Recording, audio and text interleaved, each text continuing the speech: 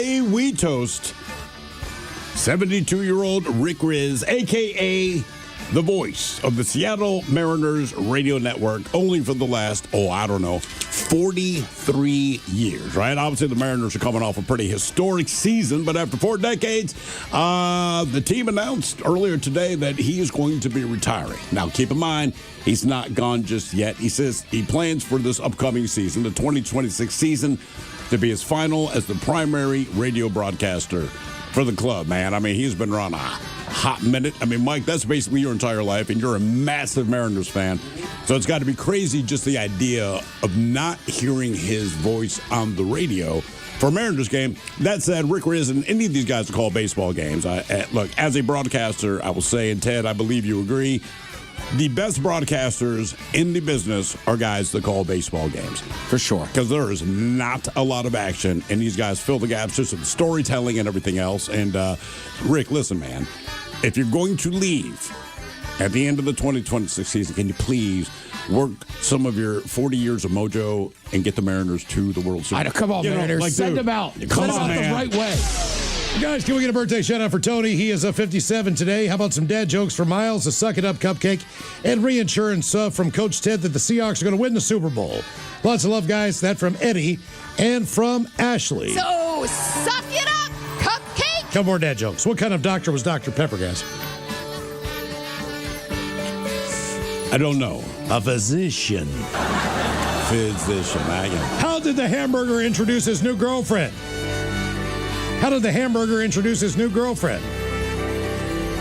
How? Meet Patty. What did the piece of poop say when he got married? I poo? I do.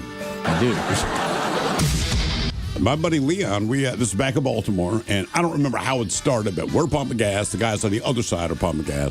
Words start getting exchanged, right? Late teens, early 20s, whatever. And Leon's not going to back down. Anyway, this dude, it gets to the point where the guy's threatening to shoot us, right? That's the Baltimore way. So Leon just pulls the gas pump out and just sprays this guy. I mean, calm as F, man. That's Leon's way. Just and just pulls his lighter out. And these guys, you see their mouths pop open. He's like, try me, man. They got in their car and drove off. I'm like, are you serious right now? It's like, he threatened to shoot me. I'm going to light him on fire. He's like that. He's like, that's the way. Don't make a threat. It's just like, that was stupid. But he was just so cool about it because Leon's just jawing back. He still got his hand on the pump. And, once he got to that point, Leon just pulls it out and directly, completely hoses this guy and grabs his lighter. He's like, try me. They backed him like, wow, man. And the thing about Liam, that went to 11. I think he would have lit him on fire. Correct. I truly believe that about that man. Yeah. He's just like, hey, whatever, man. He's kind of right, though. If they're going to be like, yeah, we're going to get a gun out of the car and shoot you. It's like, that was Leon's thing. Like, all right, man, okay. Because I'm with you. I run into those situations, too, sometimes where it's like, come on, man, I need the CVS is closed. There's nobody here.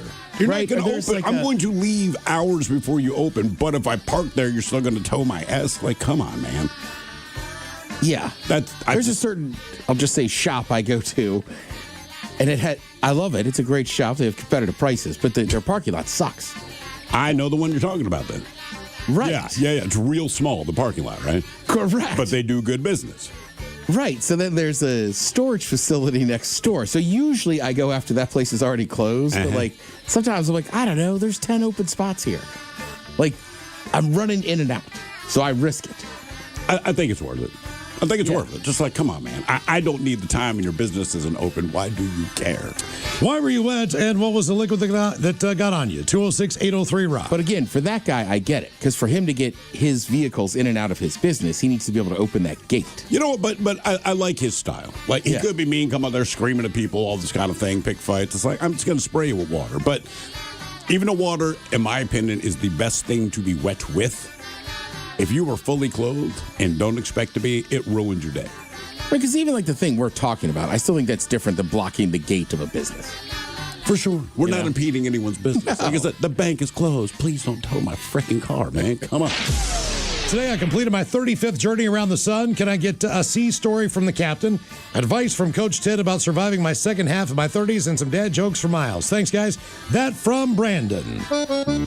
Ooh, well, ahoy there. You want to hear a sea story? Let me tell you about that little sea, little Debbie. Oh, wait, my lawyers have told me that the cease and desist still applies in this situation. Hit me back in 3 years, and I'll tell you what that sea did. Crunch berries.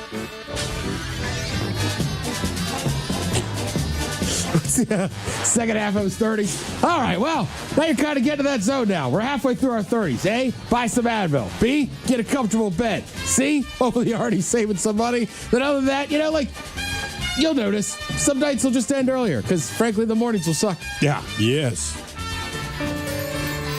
Dad jokes. What did mammoths eat during the Ice Age? What did mammoths eat during the Ice Age? What? Frozen dinners. Okay. People think that grass not be wet in the morning. But it do. But it do. I asked my girl if we could have a little makeup sex. She said no. Because you used all my eyeliner. Okay. Hello, Mike. Welcome to the men's room. Hey, hola, gentlemen. Hola. It's Money Mike to you guys. Oh, Monty Mike, of course. My bad. Yeah, hey, man, I have memories, thrill of, I miss those days of Studio 7 at my boy Freddie's studio. And I should not miss those days. Was at 5 in the morning. Dude, those were good times, man. Those were very illicit, but very, very good times. Nothing like that particular room at Studio 7. We had a lot of fun. Oh, yeah. Yes, we did. Missed that place. But I worked in a ear, nose, and throat clinic, and No. Wait a minute. Nose, How ironic. You started with Freddie's room at Studio 7, which, if you know what it is, you know what it is. And you're telling me you work at an ear, throat, and nose specialist? That is awesome. Oh, no, I popped his in on my roommate's back, man, and it just went right in my eye. Because he's like, dude, and he had a big boil, kind of like, whatever. And he's like, man, he's like, how big is that thing? And I'm like, pretty big, Matt. It really is. Yeah. And he's like, man, I can't get it. He's like, I'm trying to scratch it. I'm trying to get it. He's like, it just keeps getting bigger. And I said, well, I'll try to give it a shot. So I just grabbed it real quick and squeezed. I didn't have a napkin or anything. I was like, I'll see if I can pop it. And just right in my eye. One of the squirts. I was just like, Jesus Christ, man. And it wasn't done then. Then I went and got a tissue and finished it off for You him. gotta have a history of that, though. Oh, yeah. Yeah. Well, look, man, I mean, It's what you do. you live with someone, they got to sit in the middle of your back. I do know. But then you pop somebody's in a restaurant in Portland and it's Castles. sprayed. It was mouth. I bit into that, yeah. Yeah. Sprayed on the pizza. It was, Bartender just looked at me like, Jesus, buddy. yeah, one of the guys we're sitting with, Jamie, I was remember, he lifted his pizza and just pushed his plate away. He wasn't going to eat. It was so fast, though. It's like, he'd been practicing for the new originals. He had blisters all over All over his fingers, yeah. I mean, they're everywhere. Yeah. It's like, give me that thing. And it was just squirted out. There was a lot of juice, man. It was disgusting. I was hammered. But you wouldn't notice them, but like I've rented RVs before, so you got to figure out where they are. I would not think to look for him, right? Yeah. Exactly. Have you ever done that? I mean, not what he did, but have you ever gotten rid of the crap and... Just once. Okay. But if you rent the RV, is that part of the You deal? can pay a fee that you return it, and they'll do it for you. I would do that. But since I've only rented them, I've never let anybody poop in them. Right. And I have never pooped in them. So it was just urine, so I felt okay, but it's still terrifying because you don't want to end up with that stuff all over you. No. And How would I should say terrifying just because I don't really know what I'm doing. Exactly. Well, if you can find a place to poop, I mean, I would think the same thing would be true about, especially if you're a guy, being able to step outside. Even before I would pee in an RV. I would try to find a little walk up the woods or someplace out If of woods are in proximity, I'm doing all my business out there. Or something. It's Which is more of ridiculous because there is a toilet and you're still like, I'm not going to use it. And now, the men's room legacy continues. Unfortunately, what you're about to hear is real.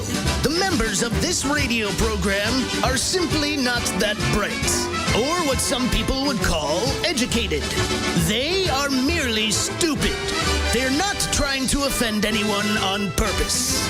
And all have played doctors on TV. You have been warned and are cordially invited to join the party. This is the men's room. Forget it, man, and get with the countdown. Get with the countdown. Shake this square world and blast off for Kicksville. The trippers, the grasshoppers, the hip ones, all gathered in secrecy and flying high as a kite. This is the men's room with Miles and Thrill. You know what they say, shake your radio more than 3 times, and you're playing with it. You're listening to the men's room. And away we go. Welcome to the 21st Amendment season, episode number 4463. Along with Steve the Thrill Hill, the Ted Smith, and Mike Hawk. Thanks here, are in the men's room.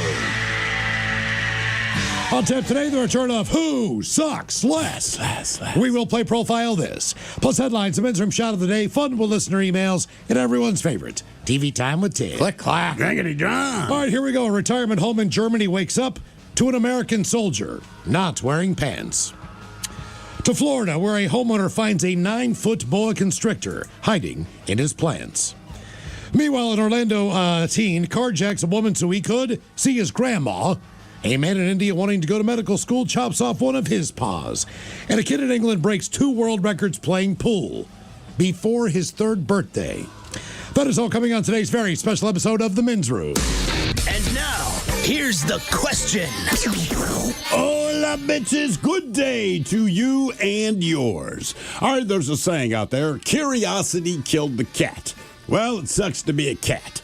Meanwhile, Curiosity sent the kid to the hospital. Now, that will be true as long as there are kids in hospitals. For example, a little boy in China, he needed medical assistance after he was curious to see what would happen if you clamp a padlock to your nose. And what he discovered was that you need the fire department and metal shears to remove it. In Colorado, a 4-year-old girl, she was curious what would happen if she swallowed a button battery. Well, what she and her parents discovered is that when the battery mixes with saliva, it triggers a chemical reaction that burns your internal organs, and then you need surgery. Yeah, it earned you a trip to the hospital. Now, in addition to batteries, you know what else you shouldn't swallow? Hand sanitizer. Now, I know you know that. Do your kids know that? Because according to the CDC, 70,000 kids drink hand sanitizer over a 3-year period. It turns out that's toxic. And you know what else is toxic? Fumes from a burning home. But in this case, a 4-year-old playing with fire, he did not ingest any of the toxic fumes. He just burned down the family's house and took out 2 pets along with it. But again, this is what kids do. Kids are mischievous, kids are dangerous, but overall, kids are curious. And look, you were a kid once, or maybe you have kids now, and you're going through it yourself. But that's what leads us to today's question. Brought to you by our friends at Advanced Hair Restoration. We want to know, either you growing up or your own kids, when did curiosity go sideways? To be a part of the big show, call 206-803-ROCK. Like the Men's Room on Facebook, follow us on X and Instagram at Men's Room Live. Send your emails to the Men's Room at KISW.com, and now watch the show live on YouTube at KISW Rock.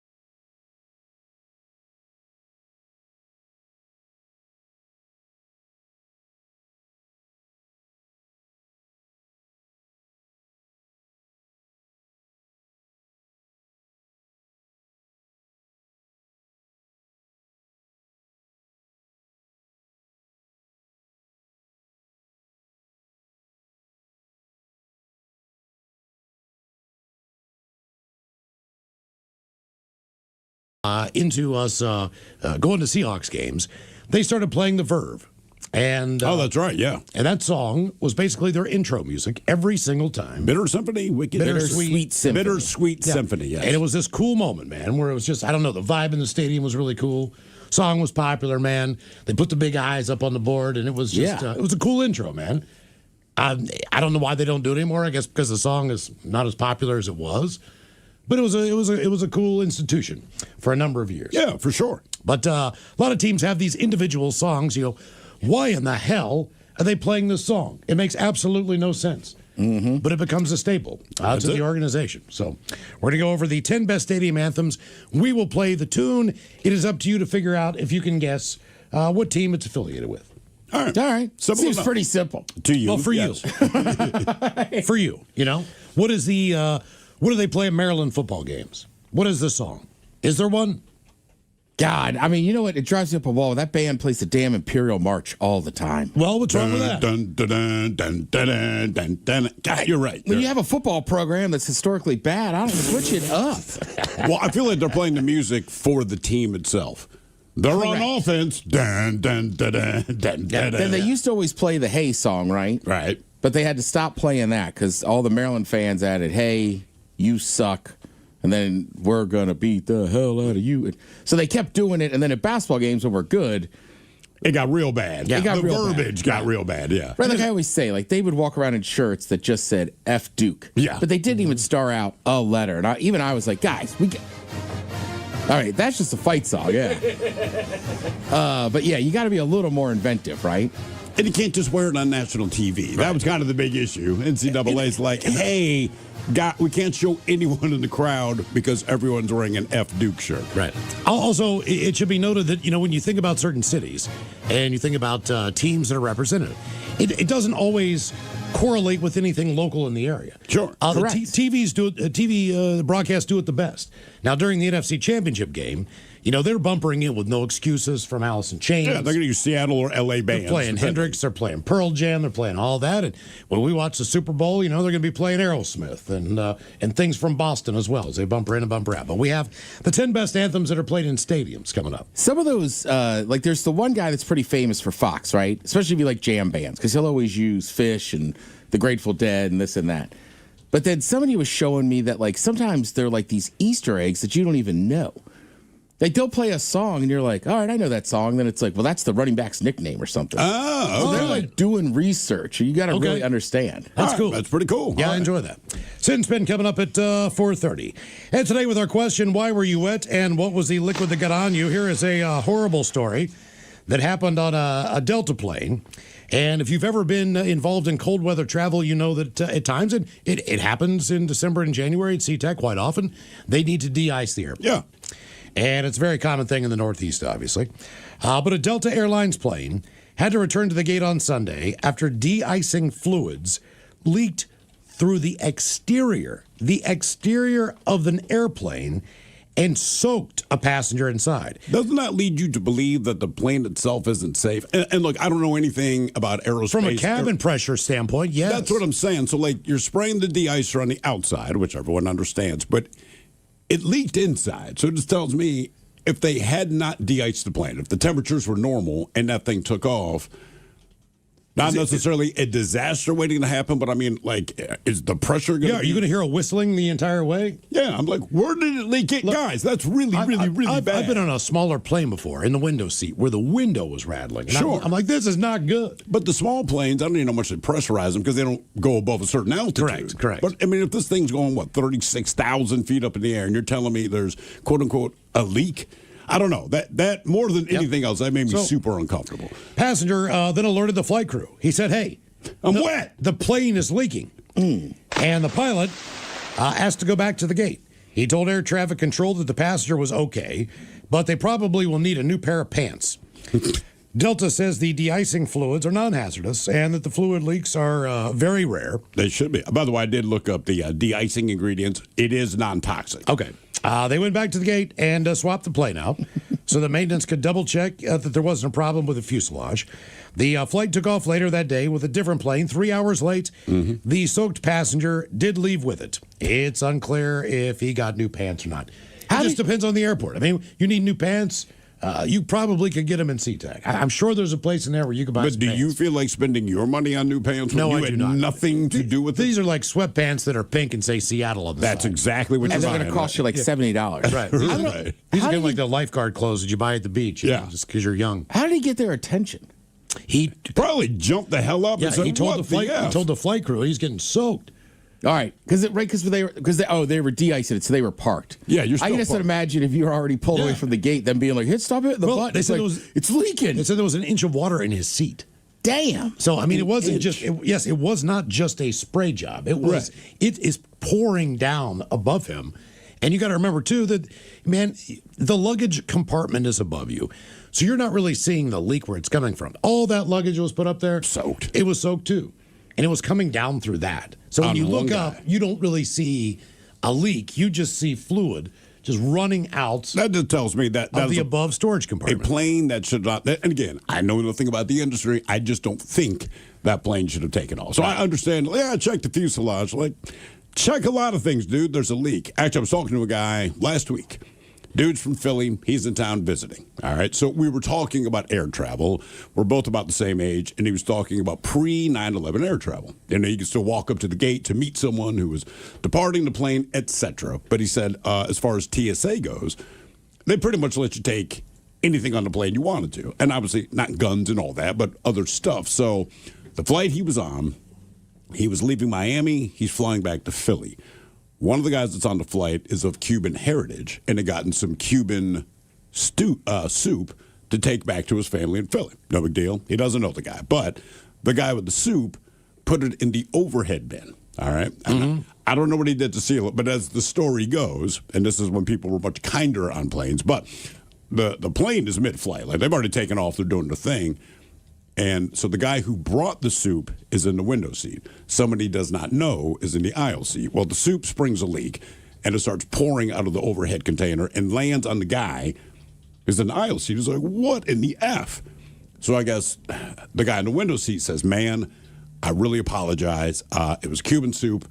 I'm taking it back from my parents back in Philly. I guess it's leaking. So it's like, well, what if the guy who's wet is? And I thought for sure the guy who got soaked, was going to start an incident. The way it's explained to me, so the guy takes his finger, rakes it over his shoulder, tries the soup, just looks at him and says, it's good. And that was the whole thing. Yeah. They took it down. He said it was about half gone at this point. Well, but even that, but he goes like, who would put soup in the overhead container of a plane? I'm like, that guy, Well, nobody else. also- I'm with you. I could fathom bringing a container of soup, but I would sit it between my feet. Yes. You know, there's no place worse to get wet than on an airplane. And I know you've been peed on and everything else, but we had just taken off before beverage cart service even started the flight because the kids were 2 and 3 and they're acting like 2 and 3-year-olds. My wife is sick. Flight attendant just looks at me and says, do you need a beer? I said, I absolutely do. Thank you. Right? Cool move. Whatever. My son is sitting on my lap, which is cool because I had to buy a ticket for him. I didn't realize my lap is worth $600. Anyway, she puts it down the tray table. She opens my beer. The second she opens my beer, before I can even reach for it, my son knocks it over and he goes directly into my lap. So now my lap is ice cold. But before I can even scream that my lap is ice cold, it heats back up to room temperature because he simultaneously peed exactly where he spilled the beer. And we have just gotten in the air. And I'm like, I'm going to kill my child. I'm going to open the door to the plane and I'm going to throw him out. So my wife's like, well, you got to change him. I said, I know I have to change him. I'm just seething for a second. Give me a second. I change him. He's dry. He falls asleep. And for the rest of that flight, 6 hours, I just reek of and you're beer wet. and pee. You can't move. And you feel it dry, Yep. but it's on my gooch, man. It is on my testicles. It is on the twig. To the men's room with Miles and Thrill. 99.9 KISW. all of it, Jones, away we go. Welcome to the 21st Amendment season, episode number 4,463. What a large and in charge program we have for you today. Guaranteed future repeat. The exciting return of Who Sucks Less coming up at 4:30. Steve, I don't know how you do. You find people in the news are doing bad things. You bring us 3 stories each and every week. It's up to us to determine out of the 3 stories which one sucks the least. Is there a theme to this week's Who Sucks Less? From the outside looking in, you might think it's Cars for Kids. That is not true. I hate the jingle enough. I wouldn't do that to you. However, with the stories that do have kids, then we got more kids, And then we got cars, but not cars for kids. Okay. Just want to be very clear about that. Who Sucks Less is coming up at 4:30 on the program. Not by the cars way- for kids. Yeah. No, listen, man, it's a great charity, but everyone hates the jingle. Yeah, I mean, that's everyone fact. hates the jingle. I almost want to Google, like, the kids that were in that commercial, what are they doing now? Mm-hmm. Are they like, man, everybody hates me, but it's all adults? I I don't know. That'd be an interesting follow up. I mean, it's just one of those things. And, like, as a bass player, it drives me crazy. I know you're not playing the bass. And I know they're not playing during I'm not a bass player. I Put can in tell. some effort. That's right. And That's that right. drum, you're not holding the beat. And the kid on the keyboard, what are you doing? Just act like you're playing the song. If we have to listen to that freaking song to do some good, can you put some ass into the effort, man? You know, Maybe they should do a new version of it. I'm just saying. Do some finger action on the bass and guitar. So you're doing It's already stuck in your head. It is stuck in my head, and I So know that they already freaking did they already did their job. their job. They did their job. It's not that; it's the kids. Like, come on, man, fake it better. Also, thanks to everyone who's been checking us out on YouTube. We are up to about 4,300 subscribers, believe it or not. No, it's 4,290. I don't. Do us a favor and subscribe there. You can find us KISW Rock. There's a comment section on there. We read a lot of those comments as the show goes on. Appreciate everybody who chimes in. And as we like to say, if you could, please smash the like burger. Give us a thumbs up there so the people at YouTube know that we're doing a hell of a job. And maybe they'll advertise it. There's something. I don't know what it means. What's the deal? But live on YouTube. Okay, on our question today, we're going to talk about growing up. And either you are the person who was responsible for this, maybe it's one of your own children. But we all know oftentimes when kids' curiosity can go sideways. And believe it or not, scientists have actually come up with a formula for children. Now, look, we all do ridiculous things at different ages. Sure. Some of us mature faster than others. Some of us just don't have the best decision-making skills in the world. But a lot of times, I feel like as a teenager, you know better. Right. It's the thrill of the fill in the blank. Yeah. It's stupid, right? Yeah. But as a little kid, they just don't know. No, you don't know. You don't know what you're getting into. That's why they eat Tide. They don't need a TikTok challenge. They eat a Tide Pod because it looks like Aquafresh. And you're That's like, why, oh my look, God. A lot of older siblings, they will do this to you. They will put you in situations where they know damn well if you were dumb enough to believe this, Yes. and you're dumb enough to go through with this, then they can laugh. They got you, but they put you in a situation that probably could get you injured or It at least hurts. yeah, whatever the deal is. Even if you don't get injured, you're probably going to shed tears because it hurt like a bitch, right? But they Or they dare you to do stuff and you kind of get in trouble. right. Yeah. Oh, yeah. They know you will. Yeah. They did a study over in England. They were looking for the most mischievous kid in all of England. Okay. They found her, all right? Basically, parents submitted, and then people voted online as far as what their kids had done that was just like, geez, a whiz, man, you got to be kidding me, including multiple pictures. So parents have shared some of the most hilarious and cringeworthy situations they found themselves in, all thanks to their mischievous children.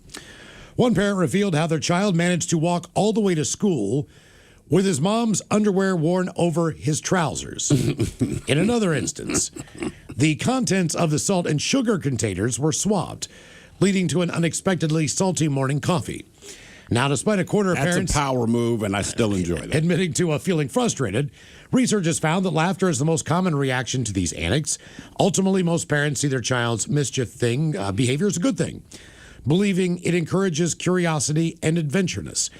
Now, if you read a lot of people's biographies, autobiographies, the ones that seem to be more creative, Yeah. the ones that seem to just have a little bit more spark, are the ones that admit that they were mischievous children growing up. Absolutely. Just trying to get into everything, trying to figure stuff out. The study was commissioned to find UK's most mischievous child. And of the 1,000 parents with children aged between 3 and 11 surveyed, it was found that children are the most mischievous at what age, Ted? 8. 8. Correct answer is 4. Oh, With wow. 59% of parents claiming their 4-year-olds are up to antics. They just want to see what they can get away with. Well, look, they finally nailed what walking is. They have finally nailed language, but now they can do things like climb, right? So all the things I used to hide from my kids when they were, say, 2 years old, just by putting it on a higher shelf.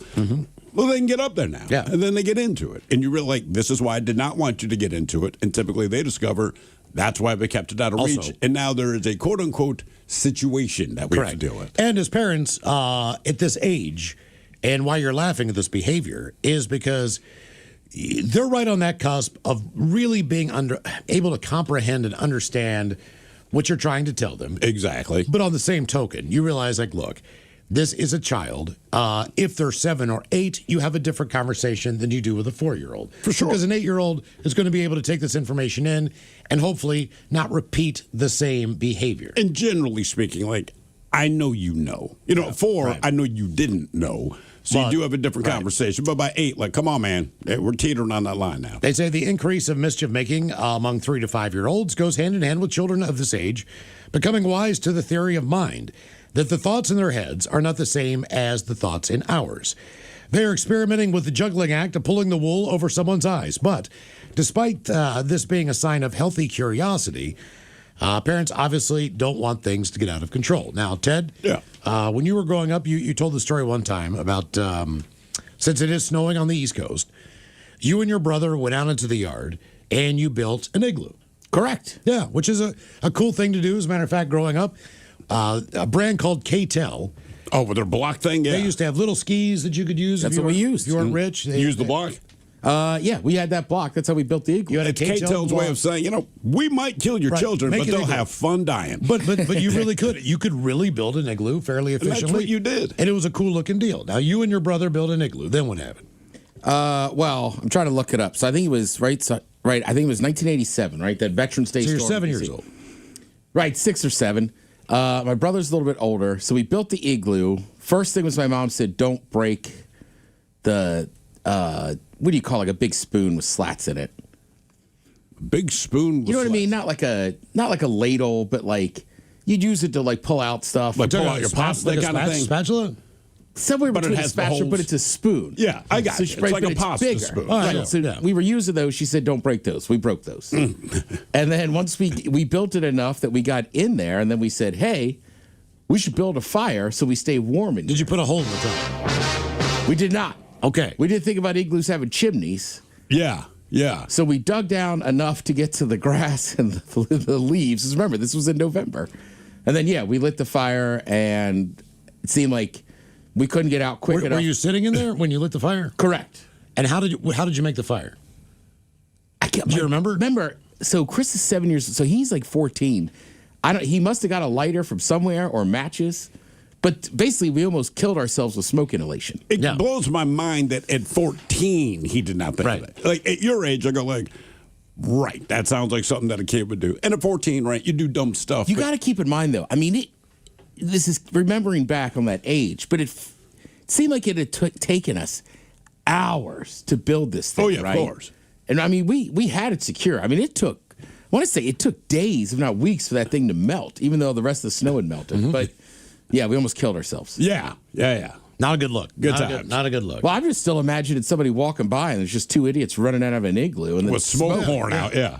Well, my thing was just what I saw and what I believed to be perfectly normal. So when I was a kid, 5 or 6 years old, I think I was in first or second grade, which is probably 1976, somewhere in there. But they would show, believe it or not, The Little Rascals was a show that they were great. They had on reruns, and they came on after school and all this stuff. And one of the things about The Little Rascals, I don't remember a lot about the show, but I do remember that one of the things that they loved to do was play hooky. Mm-hmm.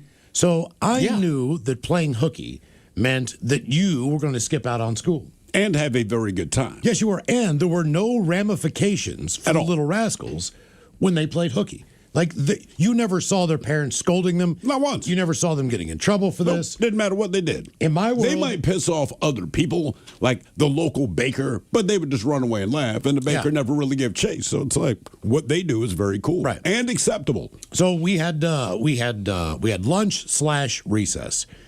So it was like 45 minutes. As soon as you were done with your lunch, you could go outside and you could play. Right. So we ate like there was 8 siblings in the house. I mean, we just woofed everything down. Sure. And then we go outside in the playground, throw football, whatever, Nerf football and all that crap.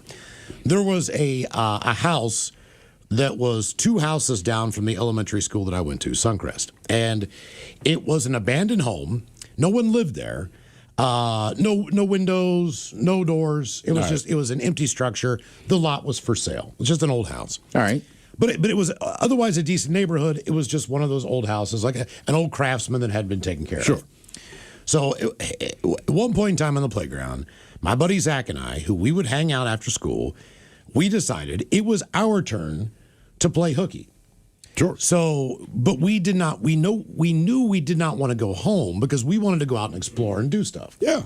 So we started walking down the road, and there's this house. We're like, we should finally go in there and see what's going on.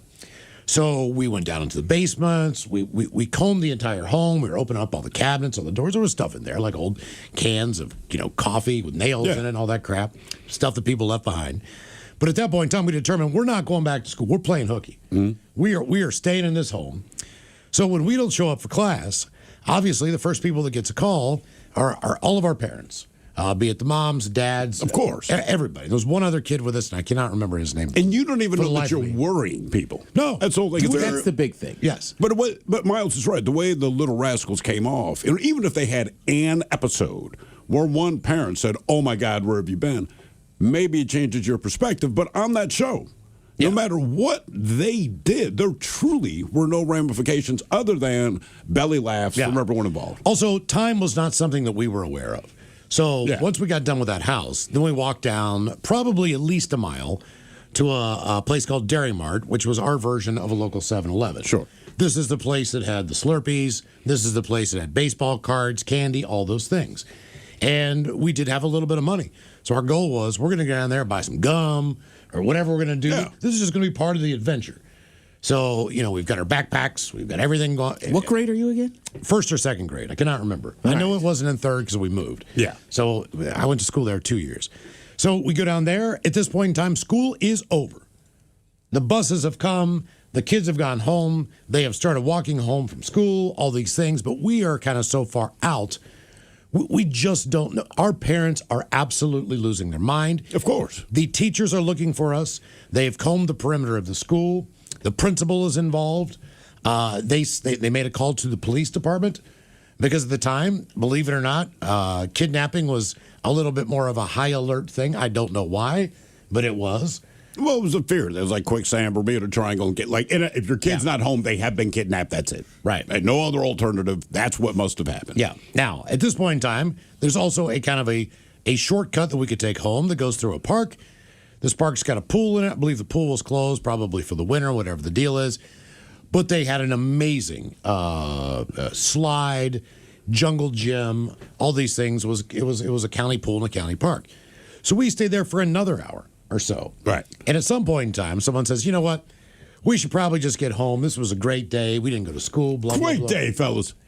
When I walked up, so Zach and I lived 2 houses apart from each other. When we start walking down the road, I will never forget this. We see all these cop cars. There are parents outside.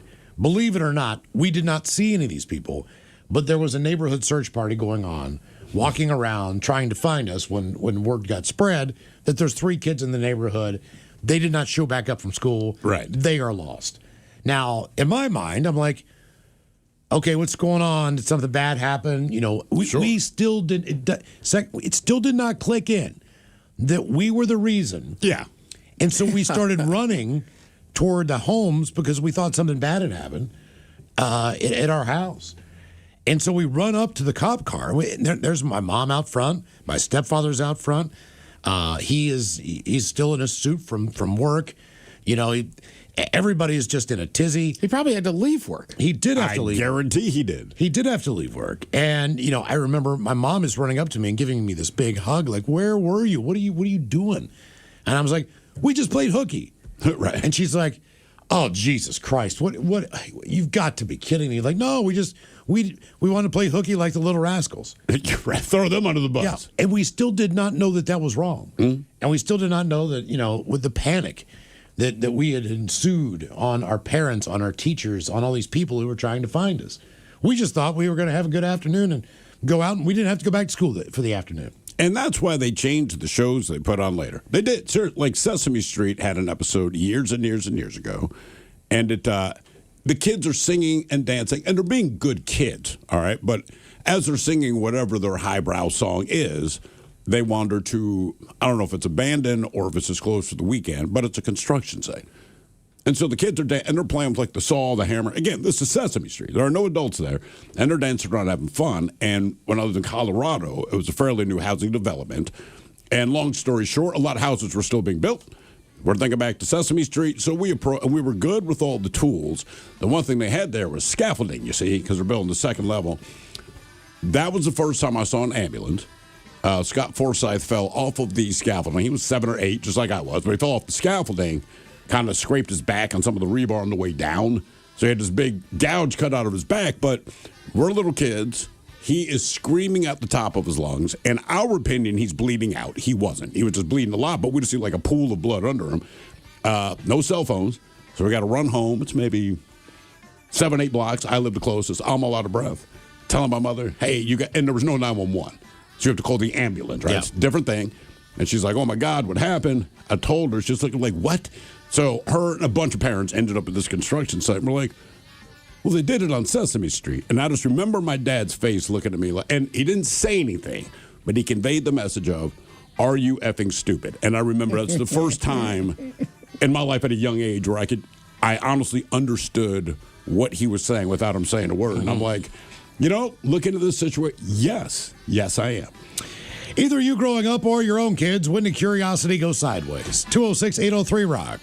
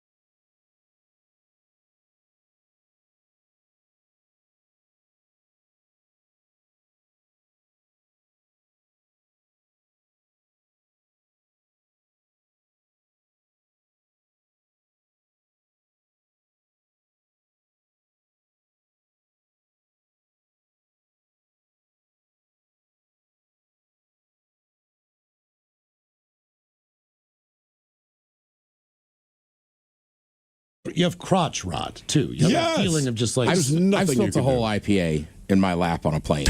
And same thing. When I got to Milwaukee, it was like, I got to go to the hotel first and change my pants. That's all I wanted to do. Worst one for me was a red-eye flight. I think I was going back either to a funeral or a holiday. But plane takes off at 11 o'clock. Takes about an hour and 15 minutes, basically, before you get in the airspace where you're going to get a beverage. Yeah. I need a beverage at this point in time. I'm trying to go to bed. I just want to knock myself out. I am in the very back of the airplane.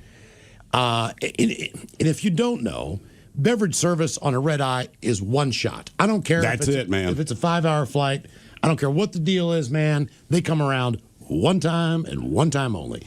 So we've been we've stabilized and everything else. Obviously, the beverage service is coming back. I get a double Jack and Coke. Mm-hmm. Okay, I put my tray down. Now the way she does it is, she does not fill up the entire cup. So I still have about a half a can of Coke left. Right. So I put the can in that little indentation. It does nothing. Well, I put the Coke can there, I and know. then my cup is on a napkin on the side of that. So it's on just on the tray. Now, dude in front of me is pretty fairly big dude, right? All right. He goes to recline his seat, which is where my tray is, and he just does this thing where he tried to push it harder to get it to move back more. And that thing came down, cascaded like a waterfall into my lap. I'm buckled in. I try to jump up, man. I mean, then the actual drink, it moves off of the little thing, that the indentation spills all over the person next to me because the Coke can basically go sideways, goes flying. I got a whole drink in my lap. The only thing that I salvaged was one mini that I put in front of me, in the seat in front of me, because That's I'm important. just going to do one mini at a time when I'm drinking this thing. And just the stickiness and the smell. And I sat in it for 4.5 hours.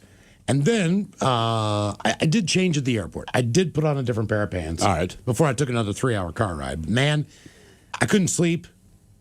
I couldn't get comfortable. Now I get up. I go into the bathroom. I try to clean up the best I can. My pants are just soaked. I was wearing jeans. Yeah. Which is the worst thing. I mean, you might as well just be wearing like this athleisure wear or something. Maybe it'll dry out faster. But then I go back and I tell the woman, I'm like, hey, the guy in front of me, man, he leaned back hard and my entire Jack and Coke went into my lap. She's like, I am so sorry. And I'm like, can I just get another one? She's like, here's a can. Do you need more ice? I'm like, yes. She's like, here's 3 more Jack Daniels. Oh, 3 more. Yes. And I was like, all right, I'm going to weigh the pros and the cons of this. I guess Pro. this was a bad scenario, but You got 3 free Jacks? oh yeah, Dude, yeah. I mean, things come worked on. out in the because I told her I put both of the Jacks in there. So she, I'll give you a third one. I still had one in the seat, but I'm going to try that excuse now. yeah, well, I mean, Hey, you know, I ma'am, don't want to listen. tell her. No, I still had one in the seat. Like, yeah, Exactly. all right. I got 4 now. Game on, but it sucked. The whole entire flight. Oh, sucked. yeah. So that is the worst place. But the one I spilled the beer on me was worse because we're flying to Milwaukee, right? Which I think was like 3.5, 4. Not a terrible flight, but it's like literally the middle of the day. So there's a guy in the window seat. I'm in the middle. Then my buddy Marshawn's on the outside. So he spills his, right? And we've had a couple beverages. So I'm just dying laughing like, you're an idiot. Yeah. And I mean, she comes over, helps him clean up, and then within 2 minutes, I spilt mine. Luckily, none of it got on the guy next to me. So then He's probably thinking, who are these 2 guys beside? Get them away from me, yeah. But at this point, again, because it's like a midday flight, it's a Friday, so I guess everybody's just in a good mood. But like basically, everybody around us is just laughing like, these 2 are idiots. And she's like, look, same thing. She's like, I'll give you 2 more beers, but you 2, Right. like, stop spilling beer. So we're like laughing, joking, same thing. We got to get to the hotel. We got to change. We're going to go out that night. But again, it's a 3-day trip. I only brought 1 pair of jeans. Yep. So like that's kind of gross. And then Didn't the little girl spill a 7-Up on you or something? that was a different trip, but right, she was by herself, and she spilled. She's crying. She spilled on me. I was like, it's fine. But when we got on that plane on Sunday to come back from Milwaukee, we're walking down the aisle, and this guy's just like, Ted, Marshawn, I know you guys. You're the beer spilling guys. Oh, jeez. And I was just wow. like, damn. So he was on the flight in with He you was as on well. the flight and just remembered us. You're the And- beer spilling guy. Right. And then you fast forward, I won't say where I was. I'll just say it was like a private fancy person club. And this guy comes over and he goes, is your name Ted? I assume maybe he knows the show. And I'm like, yeah, man, Ted Smith. And I'm like, you know the show? And he goes, no, I was the guy next to you when you and your buddy kept spilling beers on each other. And I was like, right. Your daughter goes to school in Milwaukee. He's like, yeah, man, you guys are great. Our question, why were you wet and what was the liquid that got on you? 206-803-ROCK.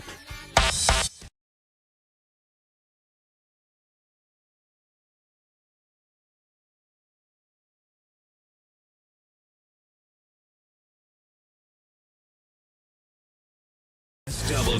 The men's room returns with Miles and Thrill. All right, coming up here at 5:08, we'll drink and toast with a shot of the day. And we do have your headlines on the way at 5:50. But first, quick check in with Mike Hawk and some of the stories and headlines he is not working on. Well, thank you, Miles. New research suggests that cannabis drinks may help some people cut back on the booze. Well, yeah. I mean, want to drink something and have an effect. Now That I'm makes hungry. sense. Exactly what it is. I bet you if you could smoke booze, it might cut back on people Have you ever had one of smoking those pot. little, about like 5-hour energy size shots? I have not. Man, those will knock you on your ass. That's exactly why I've not had one of those. Did you Miles. do the whole thing? Yeah. Well, see, there you go. Why? Well, because each capful generally is a 10 milligram dose. Oh, a capful. That explains it.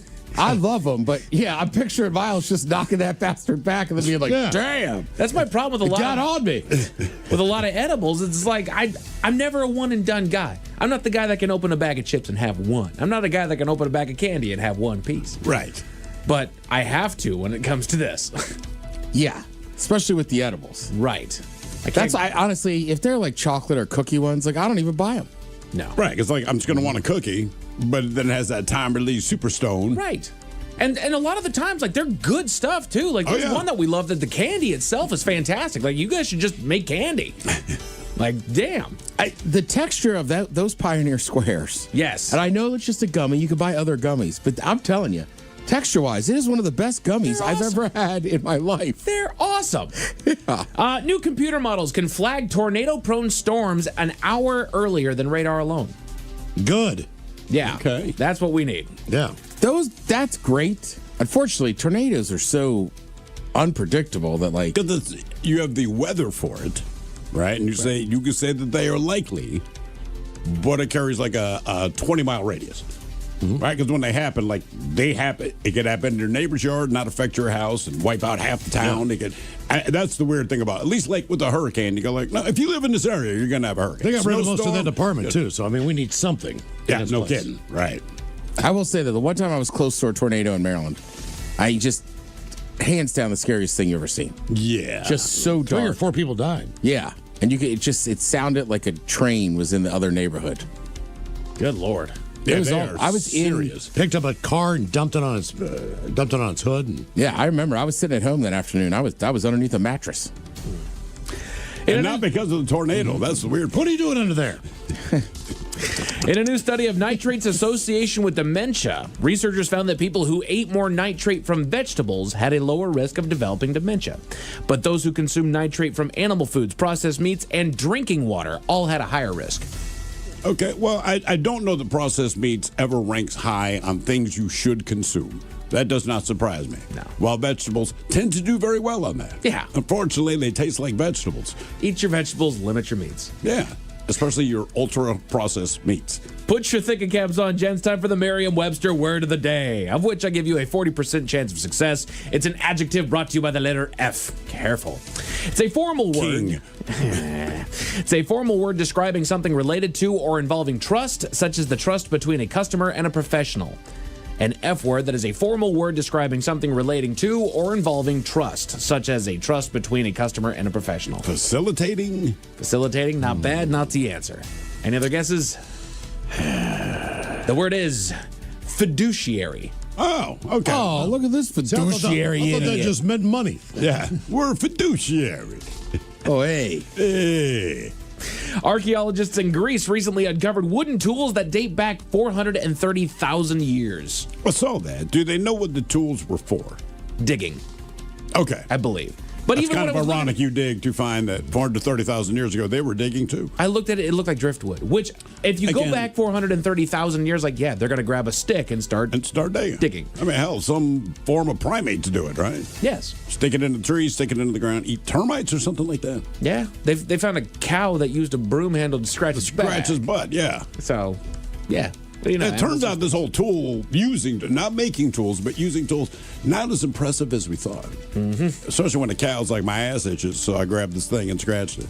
looks maxing is the new internet vanity term that experts are urging people to be cautious of. Looks maxing. Looks maxing. So it's basically people that are mutilating their face to make it as KISW and KISW HD1 Seattle. Always live on the free Odyssey app. Text the guys at 206-803-ROCK from the Pinky's Plumbing Studio. You're in the men's room.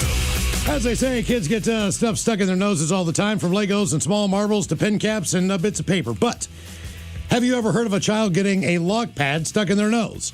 Neither had firefighters in China's Hunan province. A lock pad? A lock pad. Padlock. Yeah. Padlock. It's not He exactly basically clear. closed it through his septum. Mm-hmm.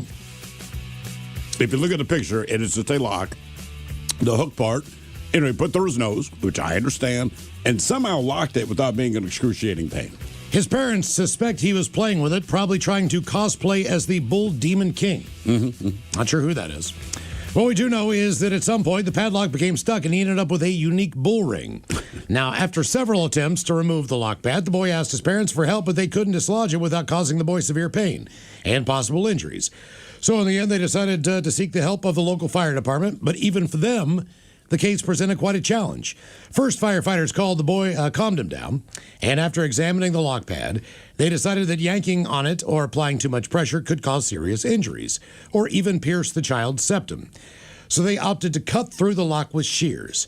Surprisingly, they said the boy remained calm throughout the entire operation and vowed never to put things in his nose again. Yeah, I bet. Our question, either you growing up or your own kids, when did curiosity go sideways? 206-803-ROCK. 2 quick YouTube comments here. Trent Edwards says, I didn't get wet, but the poor guy sitting in front of me at the Seahawks game, this was at the Kingdome, well, he did. I was like 10. I ate too many hot tamales, threw up, projectile vomit on the back of this guy. I still feel bad. I left for the bathroom, woke up in the first aid room from too many hot tamales. Oh. And then this is something Getting that puked kids, on would be brutal. It does suck. I mean, I'm sure the guy puke wasn't on me. It's different because I think the difference is this, okay? And look, puke is puke, but when an adult blows chunks, unless it's food poisoning, you're probably hammered. We saw it coming. I don't want any of it on me. When a kid pukes, which they do, yes, it's too many hot tamales, too much cake, whatever. Somehow it's more forgivable. I've had puke on my shoes from children that aren't mine, and I'm just kind of like, hey, man, I get it. Let it go. Too many sweet tarts in that case because all I could see in the puke were sweet tarts. I mean, you're right, but here's the difference, right? Like, I've been at a bar and watched somebody we know just puke there. Yeah. But it was liquid. Whereas, like, when kids puke, there's a lot of... You're right. I'm just saying your forgive level. You're like... Sure. Like I'm saying, I don't think that guy was mad at him, but I can't imagine being sitting at the game and just being like... Yeah, there's puke on. Well, here's what I would recommend because I've seen this. I have seen this when I had season tickets to the Seahawks. The guys beside me were absolute jackasses, right? Right. And I mean, I can put down some beer. Don't get me wrong. They were absolutely hammered. They were every single week. It was the same situation. Now, the woman in front of them who had her hair draped over the back of the seat, and ladies, if you have some jackasses behind you, I would say pull up your hair in a ball immediately. He threw up all over the ground in front of him, which splashed, and the majority of that vomit splashed on the bottom of her hair. Right. She did not know this, but she found out. Somebody, either above us, I don't know who did it, went down, got security, escorted his ass out within about 5 minutes. Yeah. So he was gone. I don't know who went and told on him. I mean, if you puke at your seat, I feel like that's fair. Yeah. But again, if it were a child, they'd be like, is he okay? Does he need water?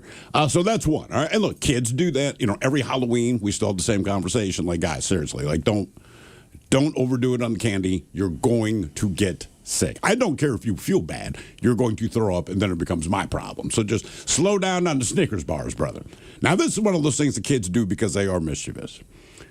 And I'm not seeing it this bad, but when I was a kid, we had 2 girls that lived next door, older and younger sister. I'm playing with the younger sister. The older sister walks out of the house and pours brown sugar into her younger sister's hand and says, Mom's making cookies. Wanted to know if you wanted brown sugar. Obviously, the little girl did. She dumped it in her mouth. It was sand. All right. And I always remember that because she spit it out. It's not the worst thing. I don't think you can eat brown sugar anyhow. You can. I mean, they don't recommend it. But I'm just saying it's not like sugar.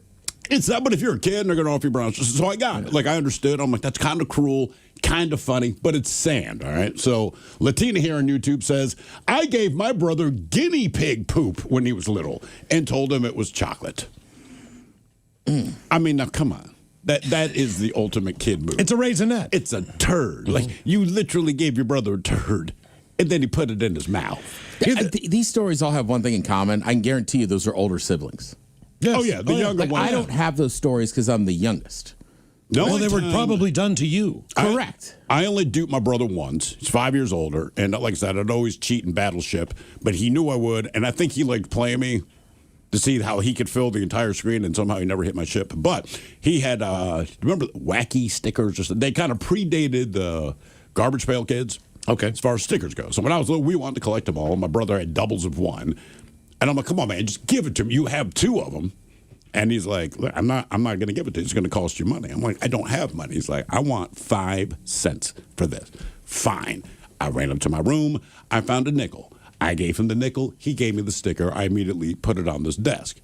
He came upstairs later because we shared bedrooms and realized I just took his nickel and gave it to him. It's the only time I managed to get him. And he was pissed, so he beat me up. Don't do it. Yeah, that's basically how that got resolved. I got a 5-cent ass whipping. Hello, Ryan. Welcome to the men's room. Daniel. I got a really, really quick story and then my original story. Sorry, Mike. There it is. You brought up the Kingdom, and I had a quick funny story about that. That was the first place I ever had peanuts. All right. And I didn't know about, you have to crack the shell. I just ate the whole dang thing. My dad's like, does that taste good? I'm like, no. How many did you eat before your dad caught on? Oh, I don't know. I was little, but my main story, I'm gonna start this show off with some fire. So I was probably 5 or 6 years old, maybe, and I really wanted to go camping, but my dad was busy for some reason. So I went out to the backyard, gathered up some rocks, made a circle, and the old school camcorders from like the 90s. They got that massive booklet of like instructions. Oh yeah. I started ripping pages from that, putting it in the center of the rock circle, and I lit it on fire, had a little campfire. But the kicker was that campfire was in the middle of the living room in my house. Oh, Jesus, man. Oh, no. Yeah, they had to replace probably like a 3-foot section of carpet. How long did the fire burn before anyone caught on that you were, making a fire in the living room? The fire detectors went off, and then my parents came searching and found me just like sitting there enjoying the fire. In the living room. Did you have a fireplace in your house? That house, I don't believe we did. Well, the living room floor, Miles. Yeah. He made that very clear. Yeah. And you had carpeting back then? Work. Was it carpet? What's that? Was it carpet? Yes, it was carpet. Yeah. Okay. Of course. Good times. Speaking of, a family narrowly escaped tragedy on January 21st, a few days back, after a child accidentally started a fire that completely destroyed their home. It's around 4:45 in the afternoon. The 43-year-old homeowner was alerted by her 21-year-old daughter that flames had broken out in the residence. The daughter reported that her 4-year-old son had been playing with fire in the living room, causing a couch to ignite. The flames then spread to the wooden partitions, engulfing the home in flames. The family, though, including the 2 young children, ran to safety. Fortunately, no humans were injured. However, a Nissan wagon parked on the property was completely destroyed. And unfortunately, their dog and a bird perished in the blaze. The full value of damages is still being assessed. Firefighters did manage to extinguish the fire. I will say, of all the times I played with fire, which as a young boy was plenty, we never did it indoors. That was the one thing. Like we just knew, like, man, don't do. Well, that's not entirely true. All right, so it was summer. I'm thinking about the one house we always went out, my buddy Devin's house, and this is the dumbest thing in the world. So both of Devin's parents were musicians. They played at bluegrass festivals. They played the fiddle and all this, but they also had a piano in their dining/living room. All right. Regular stand-up piano, and no one really played it except them. Anyway, across from the piano was their fireplace, and in between the fireplace, I should not smile, this is not funny, was a dining room table. And this was when we lived in Rochester. And this particular kid, who I shall not name in case his family is still there, but everyone's a hunter, everyone has their guns and everything out in the garage. Well, we had a fire going in the fireplace. We already shouldn't have. I'm sure his parents would have frowned on that, but it was in the fireplace. We kind of knew what we were doing. But Frank, he had 3 shotgun shells. Okay, and we did not know he had them on him. And as this fire's going on, we're sitting at the dining room table, and we see him throw these things into the fire. We're like, what was that? And he's like, shotgun shells. He's kind of smiling about it. So we all get up, haul our ass away from the table, count maybe 15 seconds. Well, they fire, because you've lifted them on fire. To put this in brief, that piano got blown to S, man. The wall and their sliding glass door to go outside into the backyard. The piano was pretty much obliterated. Just all this buckshot blown into it, and it was only traveling like 8 feet. Man, it's one of those deals. Now, keep in mind, Frank did not live there. This was Devin's house. I do not live there. It's Devin's house, but Frank's responsible. So I'm in the mindset, because I just see Devin has gone pale. His mouth's just hanging open. And, he's not crying, but the tears are just on the bottom. Not because the piano's gone, but his life's going to end when his parents get home, right? It's just that kind of thing. Lucky he didn't die. Well, like I said, once we realized what they were, once Devin and I realized what they were, we all got the hell out of Dodge. So we're kind of around the corner. We were in a safe position, but there's nothing we can do. It's not like you're going to run over and try to grab the shotgun shells, right? So anyway, they blew out. The keys on the piano got blown the hell off. Not all of them, which almost made it worse. You know what I mean? The 88 key piano, I would say like 30 of them are now gone. Random. The whole back of it is just blown to hell. I left. Okay, because, Frank's kind of giggling because Frank was that guy. Devin's just like, oh, my God, man. Again, sliding glass door blown open, holes in the wall, piano gone, and you can't fix it. You can only get rid of it at this point. So I'm like, I'm going to go home. This is a you situation. No, I did not see Devin for the rest of the summer. I saw him when school started. Frank, I would see around, and he's just like, well, his parents, they don't really want me around the house anymore. I'm like, no, I understand that, man. But I end up getting a phone call at my house, and so my parents are mad at me, and I'm like, dude, I had nothing to do with this. I did not put shotgun shells. I don't have shotgun shells. We don't have a shotgun. I do not have hands on this. But the point was, my father says, he's like, no, I understand that. He's like, did you guys start a fire? Like, okay, well, yeah, I was a part of that, but it was in the fireplace. It did not end well for me, but it was definitely bad for Devin. But that is the most insane thing I've seen. And we were probably 9 or 10 at the time, but somehow we still knew better than that indoor. So that is the one time we, quote unquote, played with fire inside, but it was in the fireplace. Frank just effed it up by throwing live shells into a roaring fire. Yeah. And blowing up Devin's dining room. Well, I did one of those things where... I still can't imagine 9 and 10-year-olds feeling like, oh, we're just going to start the fire in the house. Well, it was a fireplace, man. No. You know I get it. I wouldn't trust firewood. them. It's just, well, keep in mind, at that age, if you got home before your parents did and wintertime came, they called you like, hey, start the oven and start a damn fire. You taught your kids this that and early, and it was in the fireplace, and you were responsible. Frank just threw a monkey wrench in that. It was just so loud, so chaotic, so awful, smelled terrible. And I'm like, man, Devin's going to die. Yeah. Well, my job when I was growing up, I'm probably 10 years old, was to always scoop all the ashes out of the fireplace, take them outside, and in restock, we had an indoor place where we stacked the wood. Right. Get it from outside, bring it inside. Near the fireplace. So that was my job in the morning before I went to school every morning. And I went and did that, and I put all the embers and the ash into a Kroger, a paper bag, and took them out and put them in the garage. Now, unbeknownst to me, there was still an ember in there. There was still red hot, but I saw no smoke. I didn't see anything like that. I just filled it back up, took it out in the garage, whatever the deal was. I go to school. Now, I think my mom was working part-time or whatever the deal is, but her car's in the garage. She opens the door to go out, and we did not have smoke detectors in the garage. Right. She opens the door to go out in the garage, and that bag had basically turned completely black, and the top of it was on fire. So it's like that slow burn It was a slow burn. Like if it just would have got a whiff of oxygen, if somebody would have opened the door or anything, just enough to. But the entire garage was filled with black smoke. And when I got home, because like anything else, she's not going to contact the school to ream me out while I'm in school. Oh, they'll wait. I have no idea. I have no idea that when I get home, the S is going to hit the fan. And when I got home, both the garage doors are open, the back door is open. The entire garage just smelled like it was on fire. Yeah. Like it wasn't. It could have burned down. But, it was bad. Like it was black soot. And we had just gotten the garage drywalled. Uh-huh. It had not been finished, but it was drywalled. And there was black soot all over the top of the roof, all over the sides of the walls. But it's also a lesson for a parent, because while you're mad at the kid, the only thing that will cross my mind is also they're 10 years old and we asked them to do this. Right? Maybe that's a little above the 10-year-old pay grade as far as, make sure the embers are out. Kids aren't thinking about that. No, especially in the morning. You're just trying to get stuff done. Yeah, you glance. No. It looked great to me, man. It's all good. Wasn't hot. I put it in a paper bag. Yeah, sure. Hello, Chris. Welcome to the men's room. Hola. Hola. So this story takes place back late 90s, early it might have been 01, maybe. I think it actually was.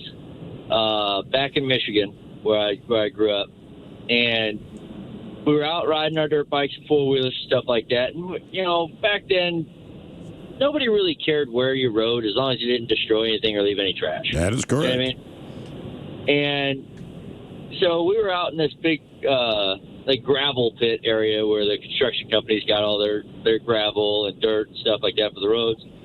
And there was a bunch of there was some trash and stuff in the back, and we were jumping our dirt bikes and four-wheelers, driving over stuff, daring each other to do dumb things. And I think I was 13, 14 at the time. And we had the bright idea we were going to jump a washing machine, right? And so, yeah, I know, right? And it went about probably would have went about as good as you're thinking. So we get this washing machine and we go to move it, and it's heavy. We're like, why is this washing machine so heavy? So we open the door, the top to the washing machine, and there was a dead body in it. Oh! Wow. How long do you think that body had been in there based on what you saw? Well, from the smell that hit us when we opened it, because the washing machine's sealed, it'd probably been in there for a few days at least. Jesus. And it was terrible. So what do you do now? I mean, this sounds like like a Stand By Me moment. Kind of. And so we all started freaking out, and one guy, that lived closer to home, he took off. He was like, "I'm out, guys," and I was just like, "What? I don't know what to do." So I hopped on my four-wheeler, and I looked at my buddy and says, "Hey, man, we'll make the call when we get home." So sure enough, we hauled our butts back home. It was like 2 or 3 miles, and we got back to the house, and we called from a payphone in town. 911. Hey, we found there's a dead body in this washing machine at Bertog's Pit. This is where it's at. And we ended up driving back by there because I told my dad about it, and Dad was like, "You're kidding." I said, "No, Dad, it's there." And so we drove back by it, and the whole place was full of cops, and he was just like, "Oh man." How close were you to Detroit? On the other side. I was on Lake Michigan. Okay. All right. Gotcha. Damn. Man. Yeah. That sounds like a mob deal. I did not think that was the direction that story was going. Either you growing up or your own kids, when did curiosity go sideways? 206-803-ROCK. Get your ticket.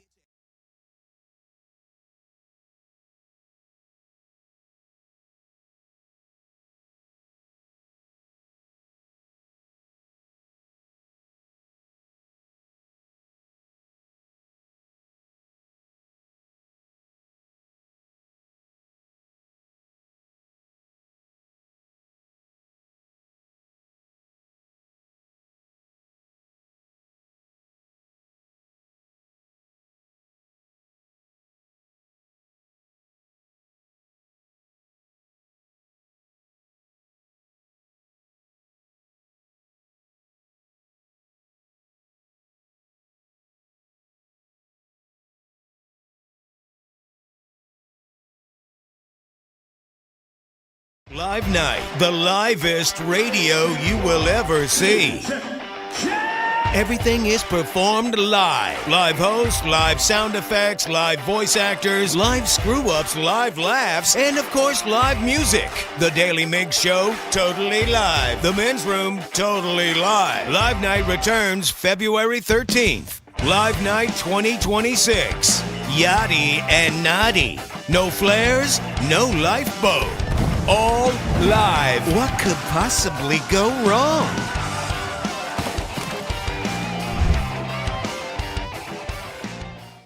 Into us going to see.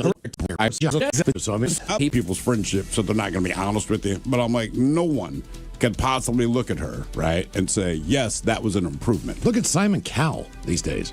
He was honest about it too. Yeah, he was like, I got too much stuff done. Because it used to be, right, you knew famous old women would get a facelift. Sure. But it wasn't, Thrill's right. It's so common now. And then I'm kind of amazed that people, so many people get Botox. It's like, man, you're not even that old. Mm-hmm.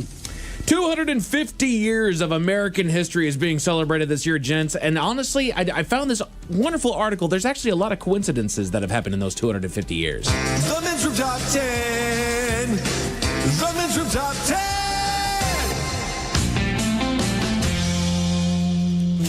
So this comes to us via theamericanfacts.com.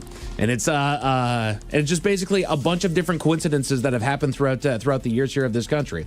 A lightning strike survivor. Being hit by lightning is an extremely rare occurrence. Park Ranger Roy Sullivan was struck not once, but 7 times between 1942 and 1977 and survived all of them. I remember that guy only because my brother used to get the Guinness Book of World Records every year. That was his thing, like what he does now. Anyway, that no one broke his record. He was always there and always had a picture of him. I think he was like a sheriff or something like that. Yes. But they always showed him standing there with Park one Ranger. of his sheriff's hat. Okay, his park ranger That's what I was hat gonna say. Is with it- a clean line burned through it. There's got to be an explanation for this. Whether it's geographical, God hates him. Whether he's just charged, where he's living, what his job is. The is he a strikes hit him lineman? in a fire tower, in his truck, in his yard while patrolling.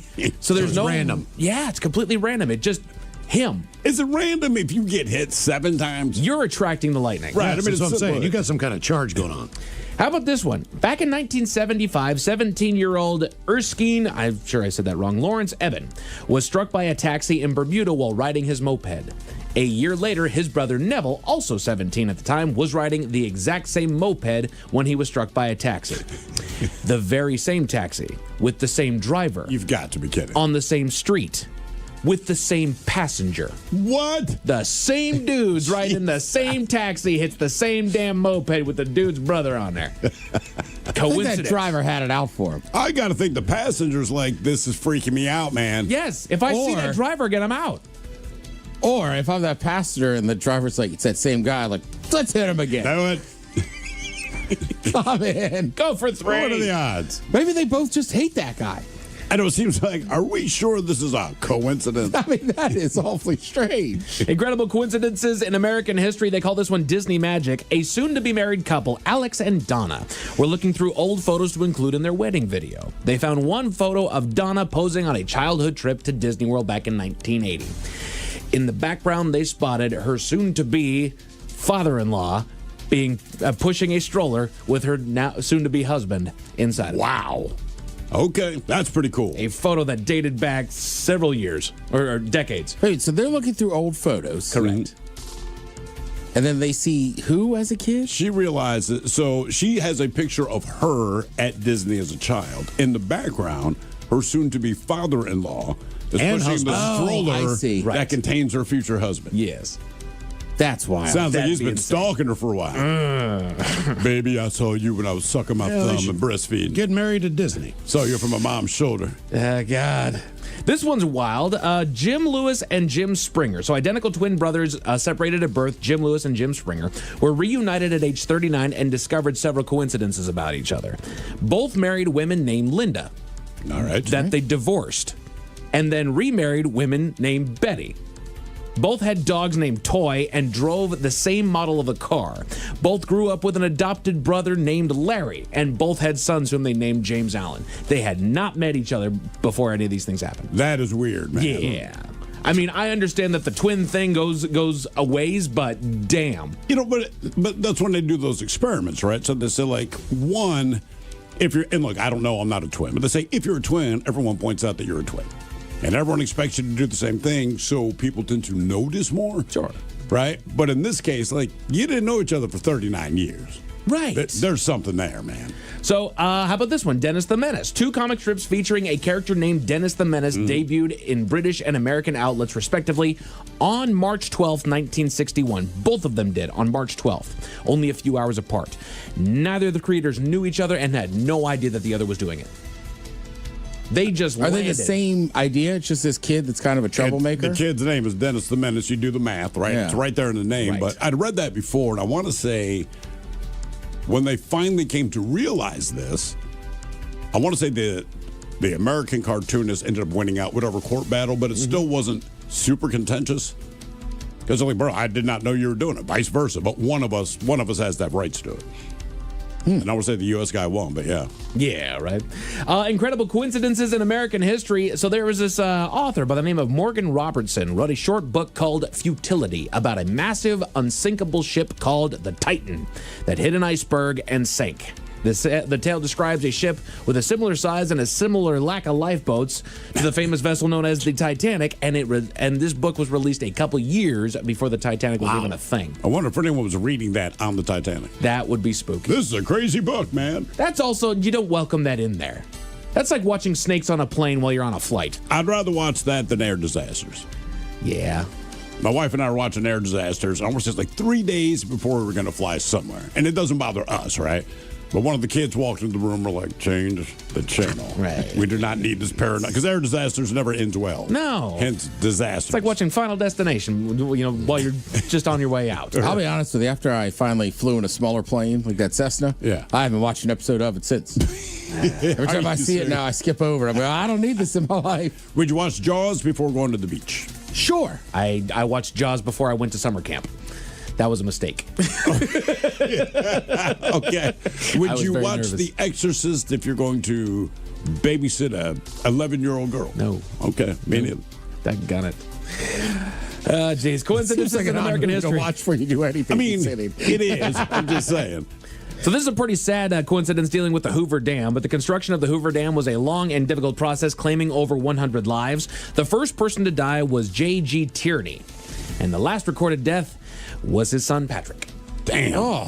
Damn. Yeah. I'd rather get hit on the moped, to be honest with you. Yeah. I mean, I just assume they fell over the dam. Right. And anytime, and I've never personally been there, it is something I would like to do. Maybe next time I go to Vegas, who knows? But they'll show you the camera view from the top. Mm-hmm. I'm like, am I sure I want to do that? Yeah. Like, am I sure that I want to do that? Some coincidences between Jefferson and Adams. The patriotic yet somber coincidence indeed. John Adams and Thomas Jefferson, the second and third U.S. presidents, both died on July 4th, 1826, the very same day. Exactly 50 years after signing the Declaration of Independence. Wow. I guess the British got back at him. It's a ticking time bomb. You might know this one, Steve, so you don't get to say anything about it, but Mark Twain and Halley's Comet. In the year that Mark Twain was born, 1835, Halley's Comet passed by Earth, and the great writer famously predicted that he would, quote, go out with it as well. He did. He passed away in 1910, the next time the comet appeared. Damn. It was the ship that he landed on, the ship that took him away. That's it. He was an alien. Boom. And then I'll leave you with this last and final Mark Twain, noted alien. Dropped a few N-bombs and then left the planet. Let me tell you about a character. Right. The last coincidence. I got this idea. You're going to love it. The last coincidence in American history, the presidential curse. So for almost 140 years, U.S. presidents elected in years ending in 0 died while in office, starting with William Henry Harrison back in 1840, Abraham Lincoln 1860, James Garfield in 1880, William McKinley in 1900, President Harding in 1920, FDR in 1940, and John F. Kennedy 1960. The only time that it was broken was back in Reagan. 1980 with Ronald Reagan, and he damn near did it. He still got shot. Right. That's the thing, man. It's not like he got out of there scot-free. It's like, no, dude, somebody put a bullet in your ass Right. to impress Jodie Foster. I know. It's just, and Jodie Foster's 13-year-old like, Jodie Foster. I should have just told you I'm not interested. first of all, I'm gay and I'm a child. But, you know, I'm impressed. This'll do it. This'll get you to change teams. Oh, that's how you get all the girls. That's right. Okay, I'll do it now. You shot the president. An Australian bike race was interrupted by a very fitting disturbance, Miles. What was it interrupted by? Tell you all about it at 5:50. Thank you, sir. Headlines are coming up at 5:50. In the meantime, have we made it to drinking time? Somebody out there deserves to be recognized. And the men's room knows just who it is. So to you, we say, bottoms up, sailor. You're the toast of our shot of the day. Drink time it is, and as usual, we head to the drink desk and Steve and Thrill Hill to find out who we're toasting. Yes, indeed. And today we toast 72-year-old Rick Riz, a.k.a.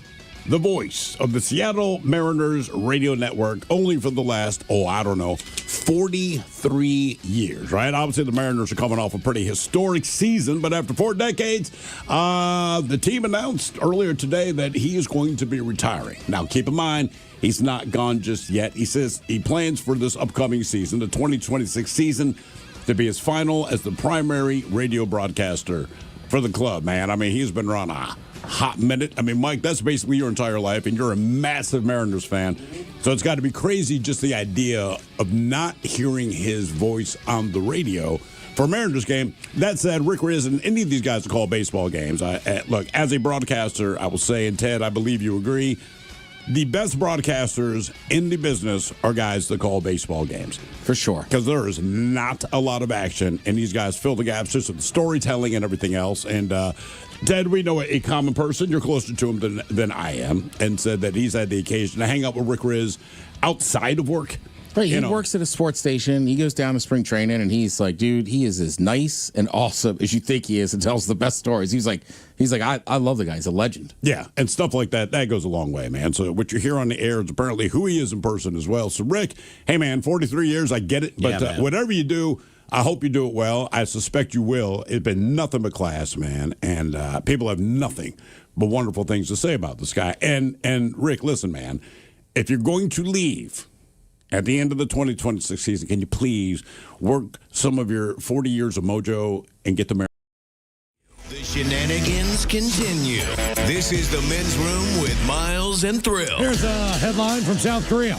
Mischievous boy gets stuck in claw toy machine. The boy who was on his way to school climbed into the machine to get the prizes on offer. His last name is Lee. He's on his way to school in the capital of Seoul when he stopped to try to get a toy from the machine on Tuesday morning, refusing to be undeterred in his attempts to get what he wanted.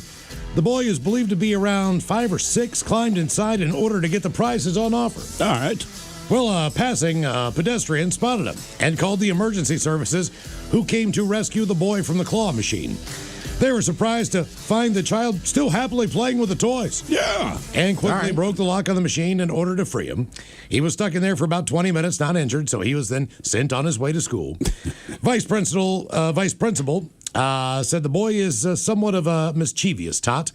When you can't get a toy, other children would walk away or kick the machine. He wanted to get that toy, so he climbed in. Our question, either you growing up or your own kids, when did curiosity go sideways? 206-803-ROCK. Racer here from YouTube says, I tricked my brother into drinking a bottle of green food coloring. He got sick about 5 minutes later, and besides staining the toilet green, his teeth were bright green for about a week. Hello, Steve. Welcome to the Men's Room. Hola. Hola. How are you guys doing today? We're doing great, man. Thank you, brother. Great. So my story revolves around church. My dad was a pastor, and so we used to have to go to church and do all the landscaping and everything. And one day we went to the gas station, and he lost the little plug that went in the air hole of the gas can. And he said, it's getting all over the car. Stick your finger in the hole. Well, yeah, so I did that. And it took a little over 2 hours for the fire department to finally get it cut off. Oh, well, you can't exactly saw into it. Yeah. No, that was the problem. There was gas fumes in it, and it was a nightmare. But, you know, it turned out okay. So we went to the church to do the work. And so it was my first day of spring break. And I was cutting down some trees on the back of the property. And one of the ladies from the church wanted to see how my finger was. So she tapped me on the shoulder when I was cutting into a tree, and the chainsaw spun out and went across my legs and sliced both my knees open. Oh, man. Yeah, so it was a really bad day for church. But, you know, in my dad's defense, I mean, he wasn't like a skill guy. He was a guy that would hit the lawnmower with a hammer if it didn't start because he just that wasn't his thing. Okay. So, but an interesting summer vacation, or spring vacation. Well, look, man, I don't blame your father, right? Stick your finger in the hole. You don't think your kid's going to get his finger stuck. But the woman who tapped him on the shoulder while he's operating a chainsaw. I don't care who it is or how old you are. Like, that's not the time to tap someone on the shoulder. Not only that, but if they're cutting down a tree, right, you probably give them a second. You don't want to be in the proximity of where they're at because of what they're doing. Let me see your finger, Sonny. I learned to fell a tree with a chainsaw. You still have, at least when I was a kid, 60% success rate of having it fall where you in the direction you'd like, you planned. You know, you basically just cut a pizza slice in it. And hopefully it falls, to the wide side. Well, remember, we pulled up, we did Google images of unsuccessful beavers. Mm-hmm. It was shocking, because they're known for all their woodworking and take down a tree and dam a river. Okay, well, the smart ones do that. when we did the Google images, a lot of them not that bright. They guessed wrong, and every picture we saw of a dead beaver, there was a tree on top of their head. Either you growing up or your own kids, when did curiosity go sideways? 206-803-ROCK. I watched one of those shows like people live in this kind of specific spot, right? Okay. They basically all live on the water, this and that.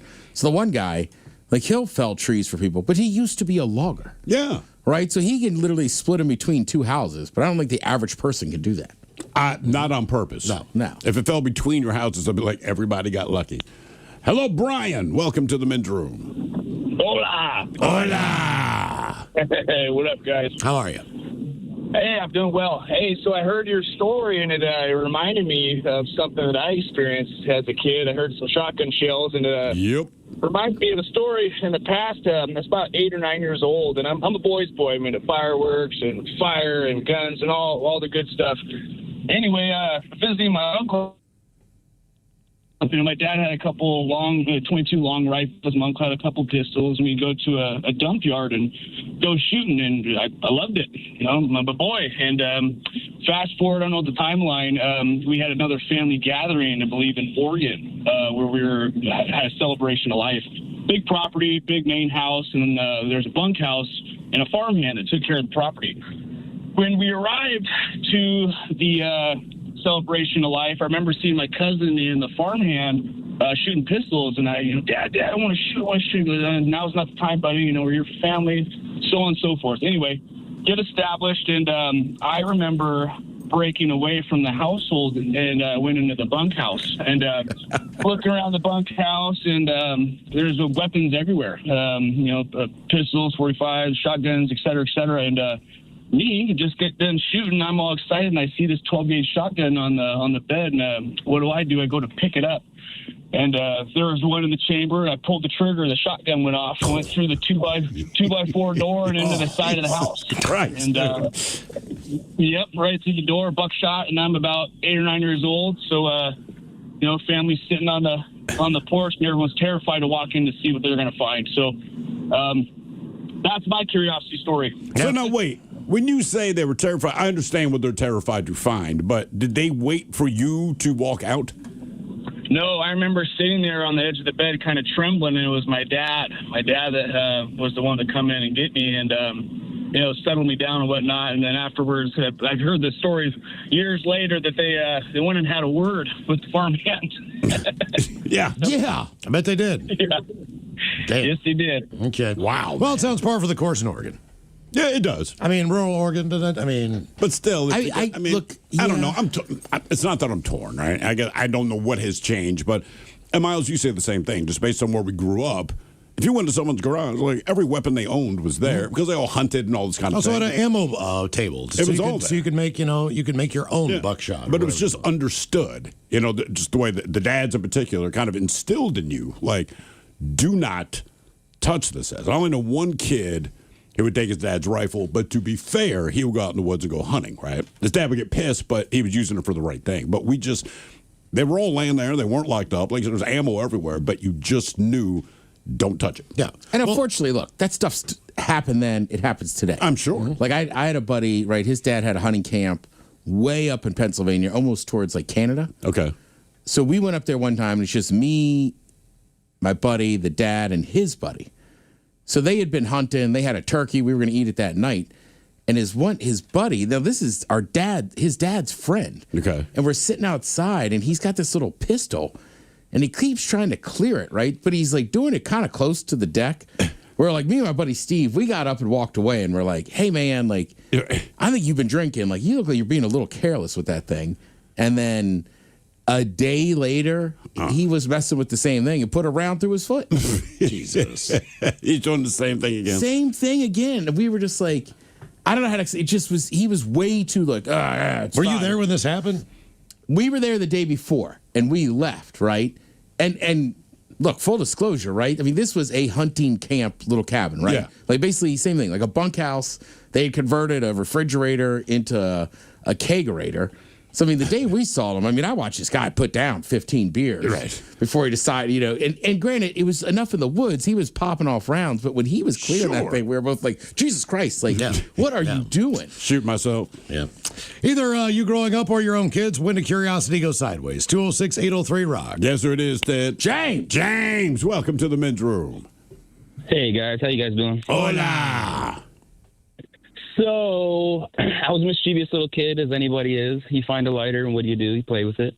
So, it's me and a group of friends. We're indoors, as you shouldn't be, with a lighter. But I don't know if you ever guys played around with dryer lint, but we're lighting dryer lint, and, you know, it's going up to our fingers. We're dropping it, and, you know, we're all laughing. But lo and behold, there's a big, old trash can full of dryer lint, and one of the kids ends up dropping the fire lint inside of the trash can and engulfs it in a matter of seconds. Oh, yeah.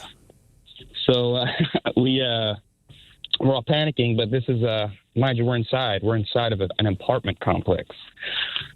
So nothing happens of it. It burns out. Luckily, my grandpa comes down really quick and stuff like that, but that really puts everything in perspective for you as a kid. You're just like, you don't think of the consequences of how things are going to go, and then boom. No. I mean, you don't realize how flammable certain things are. I mean, it's part of the joy and terror of being a kid is that you don't know until you find out. Right? Yeah. My buddy, he lived in a split level home, and the property was on a slope that was downhill. So when you walked up to the house, it looked like a one level house. Mm-hmm. But it had a basement, and when you went downstairs, there was a slider that opened up into the yard, which was down a hill. Right. But above that slider was also a deck there was also a slider upstairs directly above that for the kitchen or whatever that went out. But there was a deck out there so you could sit out and look down the valley and everything else. But there was a bee's nest. There was a bee's nest underneath the deck. But the deck is open exposed if you're downstairs and you open up the basement slider. So this nest is sitting in the corner. And so Pat has the idea, look, okay, I'm going to grab my sister's hairspray. We're going to light this thing. Mm-hmm. I'm going to shoot this up. We're going to burn the nest. A lot of people have that spirit. And then we are going to run back into this slider. We'll keep the door open, man. Just get it going real fast. Torch that mother. And then we'll run inside. We'll get rid of these bees once and for all. Mm-hmm. And so, and at the time, this was probably like 81, 82, his sister, I swear to Christ, his sister's can of hairspray was about a foot longer than a foot as far as how tall it was. It was a tower. I mean, it might have been a foot and a half. It was this big. And so he's got this thing with two hands. I light it. He gets up, reaches as far up as he can. This thing goes up immediately, like, and we're like, yeah, we get inside. Not one bee sting, nothing. We are in the clear. We're watching this thing burn, and then all of a sudden you see the flames start to reach out on the corner as the deck is catching on fire because basically you just lit like a ball of paper on fire. And you put fluid on it on top of it. Right. Exactly. Yeah. And so we're like, oh, Christ. So we ran upstairs as fast as we could. Now, not thinking as best we should, Pat gets like a mop bucket or something like that. We fill it up with water. This is taking a long time in the sink. Like, it's really not filling up that fast. It's just like, it's a slow go. We finally get this thing filled up. Pat's going to go outside. When he dumps the water, he accidentally dumps it over the end, but the nest is underneath the deck, so he doesn't really get any from the top side. The deck is still on fire. This is when we get stung by bees. I was going to say, because now the bees aren't all dead. No. The bees are out now. Didn't really think that through trying to put this fire out. So then Pat's got another idea. I'll try to drag the hose around the back of the house. Well, the hose they had was about 10 feet short from the distance that you could actually spray this damn thing. So now the flames are really taking off. Eventually, he just poured another bucket of water, we did, on the floor, and that kind of dropped down and held it at bay. We get stung again. He fills it up. We must have dumped at least 5. But every time we would switch because we knew whoever went out there with a bucket. Getting lit up. It's going to get lit up, man. But I mean, we had to put this fire out. So for the next, 5 years until they got a new deck, the entire corner of that deck looked like it'd been in a house fire. Like it was black. Well, it kind of was. Charred. Yeah, it was fire. Yeah, I mean, it did look like it. It had charcoal embers on it. Oh, yeah. I mean, it was it was one of those things where they were not very happy. I feel like everyone learns about bees nests differently. The first time my brother ever called me chicken, right? There were 4 of us that hung out, me and my brother, and then 2 kids that lived down the street. And 4 of us, we would just run through the neighborhood. I'm maybe 5, 6 years old. So he's around 11. And he, an older boy, and the guy was 1 year older than me, which was more my bud. But he wanted to be cool with the big kids. And by the time I catch up with them, they're in our backyard and they're throwing rocks into this pine tree. And I cannot tell what they're doing. And my brother explained, we're throwing rocks at a bee's nest. And I like instantly, I'm like, I am out. So I started heading back toward the house. And I remember my brother's like, what are you, chicken? Which really hurt my feelings, okay? So I walk in the house. It's the weekend. Both of my parents are in the kitchen. They can see the kids in the backyard, but they're not really paying attention. My dad's like, what's wrong with you? Because I got like the little dry tears. I'm like, Adrian called me a chicken. He's like, don't worry, why'd he call you chicken? I said, they're out throwing rocks at the bee's nest and I don't want to do it. My father looked at me, looked at the window, and said, give it a minute. And within 30 seconds, you see the 3 of them now running like they're on, screaming their heads off. And my father just chuckled. He said, give it a second. They're like, he didn't go out there to get them. But the door opens and they're stomping around. Now, all of them are crying in tears. Yeah. My father just taps me on the chest. He's like, it's good to be chicken sometimes. They got lit the F up, man. And I was A-OK. Either you growing up or your own kids, when did curiosity go sideways? 206-803-ROCK.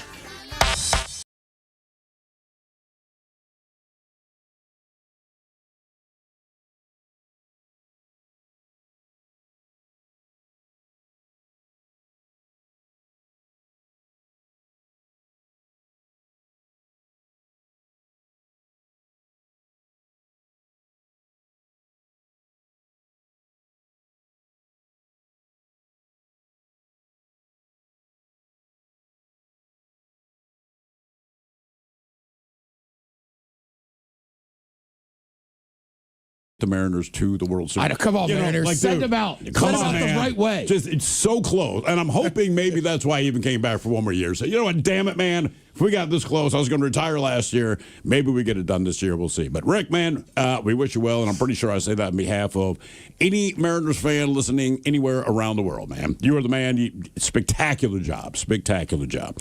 So let's drink. We pour this booze and we drink this booze because we think it's yummy. Yummy. So over the tongue and down the throat to party in our tummies. Down the hola bijola. All right, let's get a contestant on the line for Profile This, 206-803-ROCK. Profile This is next.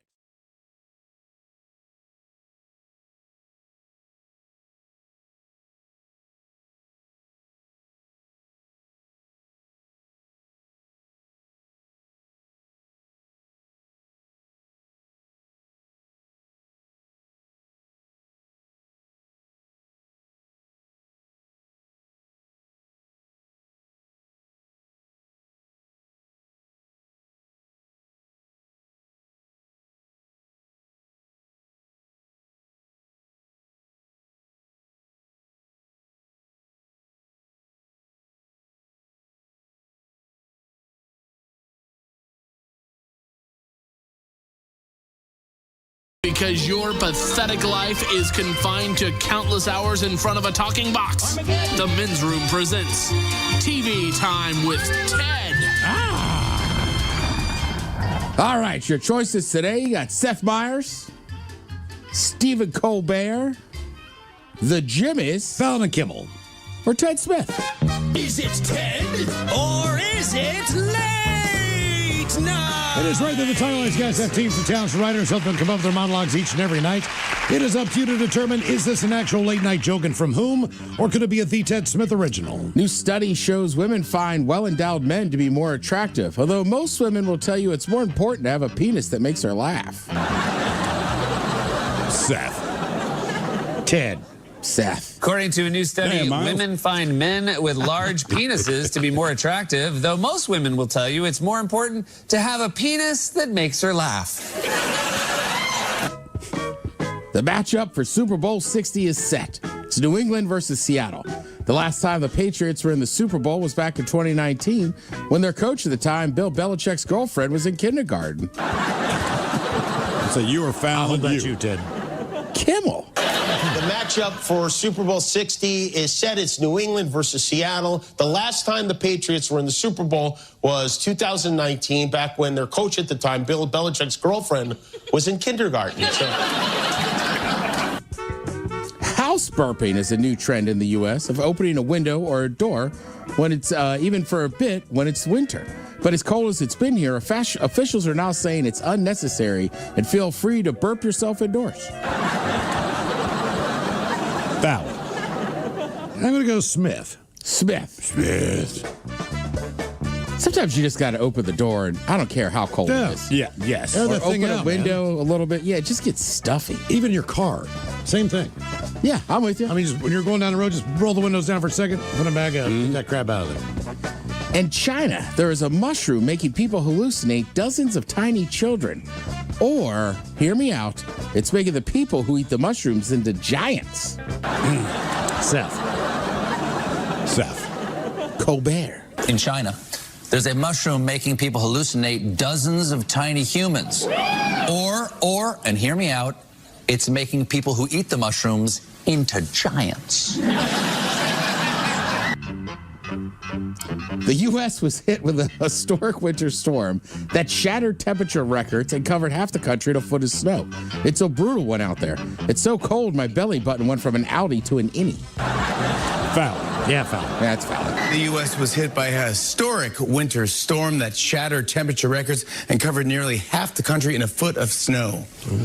Yeah, it is brutal out there. It is so cold, my belly button went from an outie to an innie. So, and I had it written down yesterday. I forget where it is, but this is a meteorologist, right? She's somewhere in the South, right? They're talking about the storm and everything. So she made kind of a mistake in which she asked people which info she asked them to send in. And she'll explain it right here. And just your reports that you've been sending in, keep those coming. I made the mistake on Facebook. I asked for your measurements. I meant your snow measurements. Thank you for everybody sending in your measurements, but I do prefer how much snow you have on the ground. Yeah. Apparently her Facebook post was just full of height and other measurements for dudes that you could imagine. 32 NC. Oops. Yeah. I would also tell people, right? Obviously, I still have family back there and everything, but like, it's not as much that it snowed, is that it sleeted and iced on top of it. The ice is as far as traffic goes, right? Snow, maybe close down schools. It can take down trees, blah, blah, blah. Right. The ice becomes the absolute nightmare. Oh, the trees go down. They knock down the power lines. Right. You lose power. They can't get out there to fix it. It's they not still only have to clear that. the trees. They still have to put the posts back up. Well, it's not only that, but like shoveling is basically impossible. Generally, when you shovel snow, it's kind of like a thick plastic one. Yeah. Like you need like I saw a video today of some of the midshipmen in Annapolis, and they've got like steel shovels just breaking apart the ice on the sidewalk. Even if you shoveled beforehand and got all of the snow out of the way in your driveway, now it's going to rain and now it's going to freeze. Now you have an ice rink. The ice is the problem. It's not the snow. And like you said, your brother was shoveling this morning, Ted, but it was still 25 degrees. But he's shoveling the ice, not the snow. And that's what, like, get kitty litter. Don't. Right. He said it was don't the even hardest. go through I mean, he grew up there his whole life. It's the only place he's ever lived. And he was like, this is the hardest I've ever had to shovel. Because again, like, and look, I fancy myself as knowing weather a little bit. But the main issue on this storm was because everybody's like, well, if it's so cold, why is there ice?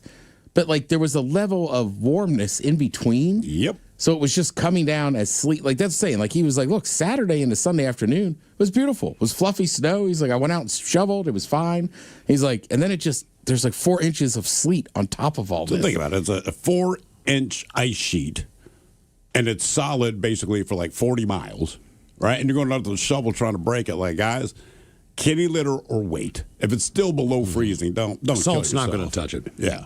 Right. And then when they do plow your stuff, it reveals all the ice. And you got it right. You still got to get it out in front of your driveway. Yeah, you got to clean That's ice. the thing. They actually, that's one of the weird things about plowing there is they'll plow all the snow off the road, but the plows are not equipped for obvious reasons to dig ice out. So it actually makes the roads worse. Yeah. It's like a Zamboni. Yeah.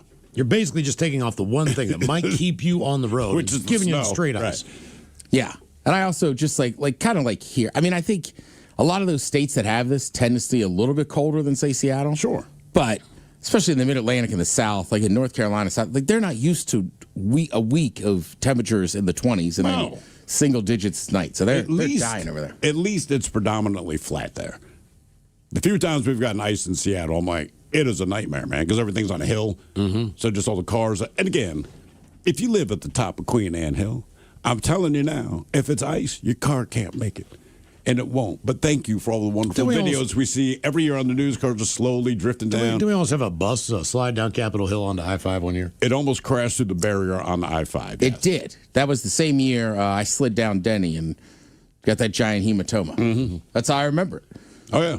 So I remember if you the also bus. look at pictures of that bus, you could see where me and my buddy Rob had drawn a penis on a car window near it. Really? We had been out the night before, and then the next day that bus went over. Oh, so you didn't go there to draw the penis after the fact. It was already there. No, that's what I'm saying. I had injured myself, but we were kind of drinking heavily, so we didn't really notice. And then we're just walking around Capitol Hill drawing snow penises. And the next day, that bus, to this day, I still have no idea why that bus was on that street. They in that even area said of it Capitol kind Hill. of took the wrong street. Right. So when it's hanging halfway off, like all the overhead pictures, if you look down a little bit, I want to say it's like 3 or 4 cars, you could see a back window. So I'm hanging off I-5. I'm on a bus. I'm freaking the hell out. And I looked over in my window, and there's a penis on a car.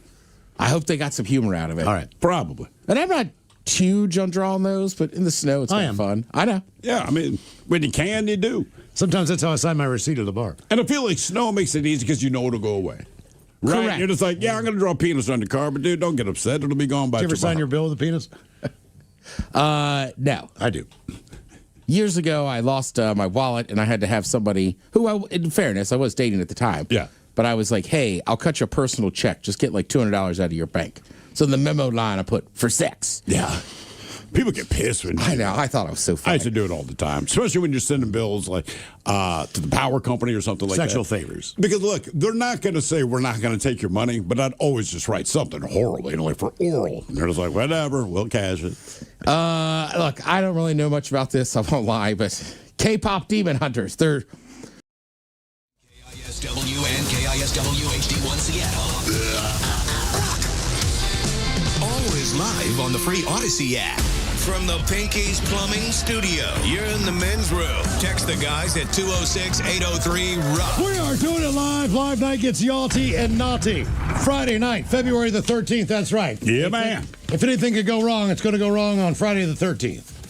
Cool. Apparently, the morning show went offline this morning, I guess, in their Something studio. happened. I got in here early, and they were in the studio, and I was like, what are you guys doing in my seat? Yeah. What have you messed up so far? Yeah, because my wife this morning is like, the morning show's in your studio. I thought it was a prank, so I'm like, what are they doing? She's like, their show, something went very wrong in their studio. Daily Big Show Live, our show completely live, and you are part of the live studio audience. All the sound effects, all the music, all the commercials. We have a Foley artist there doing all the sound effects for us. It's going to be a great night, special guests and everything else. So yes. Hopefully you get a chance to join us on Friday night up at Snoqualmie Casino and Hotel. Those tickets are on sale now at KISW.com. On to the question, either you growing up or your own kids, when did curiosity go sideways? 206-803-ROCK. Hello, Steve. Welcome to the men's room. Hola, bichola. Hola. Okay, so this happened in the 70s when I was a kid. My dad was in the Air Force. We're stationed in England. So it's the beginning of summer vacation for me and these English kids that were a little bit older than me. I was about 12. They were 14, 15. So we're bored one night and we decided, let's go see what's in this bomb shelter that's in the backyard of one of our neighbors. It's like, sure, let's do it. Who knows what's in there? So, of course, they put me on point, and we're low crawling across the yard. When about halfway to the target, I stop and we notice that there's a cocktail party going on inside the house. And there's talk of aborting the mission, but it was decided that if we just stay in the shadows, we should be okay. So, and like the entrance to the bomb shelter was kind of facing away from the window where you could see the cocktail party was going on. So we get in there, score. There's old bottles of wine. So we each grab one in each hand and low crawl back to my yard, which butted up against their backyard, and go back to my backyard, and we find out that, yes, they're old bottles of wine, but they've all turned to vinegar. Except for one bottle that we couldn't figure out what it was. It's like this dark sort of, couldn't tell what it was. And we're like sniffing at it. And of course it was like, go on, Steve, you try it. Because I'm the youngest and I'm the only Yank, of course. And so I'm like, I cautiously go, okay. And I took just the tiniest of sips, and immediately started spitting because it was creosote. Oh, God. Oh, yes. I'll never forget that taste, dude. And it was just like, of course, they're laughing. They're like, what's the matter, Steve? It's like, and I said, it's creosote, and they were just laughing. And, yeah, I got paid in full for our little larceny, but I still thought it was pretty fun. How long did you live in England? 4 years. 4 years. 73 to 77. All yeah. right. Did you pick up any accent at all? Well, yeah, because, you live there, innit? It's when you live in somewhere, so you pick things up, you start talking like them. And then, you can do imitations and stuff. In fact, my mum, who was born in England, would always be like, Steve, do your Beatles. And I'd be like, you mean like John, Paul, George, and Ringo? And so it's funny because even though she was born and raised in England, she spent most of her life in America. So she had kind of a weird accent. It was very sort of Americanized. But yeah, when we moved back, the American kids said we had this weird sort of accent. And we didn't think we did. We went to an American school, Department of Defense school with American kids and American teenagers. Yeah, but everyone around, every time you put on TV, right, every pronunciation that you hear, it's going to be English pronunciation. Well, right. And the slang. That's part of it, too, But it's like right? when people move to other areas of the country, I don't think we give them as hard a time as if they move across the ocean.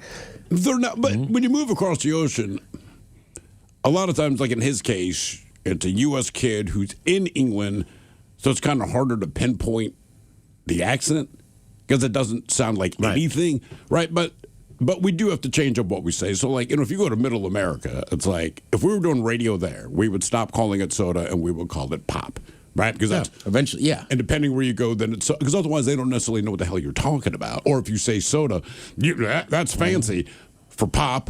And then soda pop in other areas. Or if we were in Atlanta, you would just say a Coke, even though you're talking about a Sprite.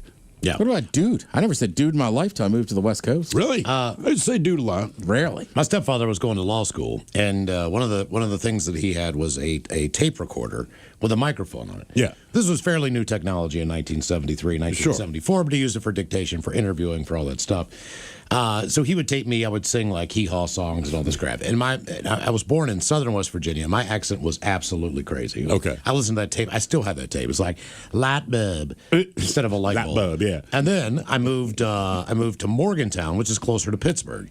So growing up, I had a Pittsburgh accent. Mm-hmm. So everything I said was, yens, a bunch of jagoffs. Did you say yens? Yens. Oh, yeah. Oh, wow. That's how you refer to people, as yens. Yeah. And it took a long time to not say downtown and all that stuff. And then I moved to Baltimore, and that accent slowly faded, but they're not too far off. But it was not uncommon to go into a convenience store, Royal Farms, and go like, how you doing, hon? Because that's what everyone says. Yeah. That's the greeting. So, like, you fall into wherever you live, no matter what. In Baltimore, they also do the plural sign-off, right? So it is just you and one other person. This is who you've interacted with, cashier, DMV, you name it. When you're leaving, it's still, we'll see you later. And it always bugged me. I'm like, it's just you and me. There is no we. Why does everyone See say you that? later. But that is what people say all the time. We'll see ya. Either you growing up or your own kids, when a curiosity goes sideways. 206-803-ROCK. You're right. I'm sure I've said it.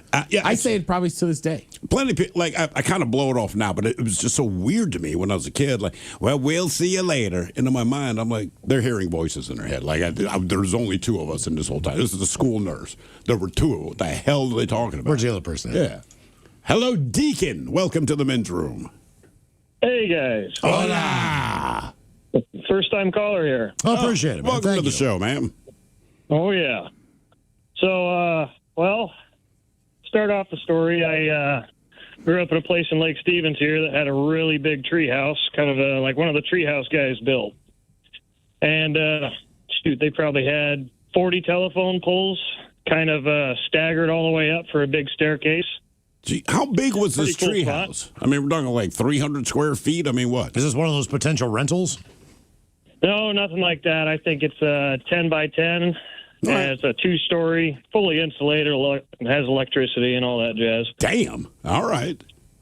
That's a really nice place, actually. Right Yeah, I was going to say, around this sounds like a Jacksonville. house that happens to be elevated. Yeah. Yeah. But, well, I always watched my dad mowing the yard on his nice Troy, riding lawnmower, and he was gone for the day, and I thought it'd be a great idea to take that thing around the yard and have a little joyride.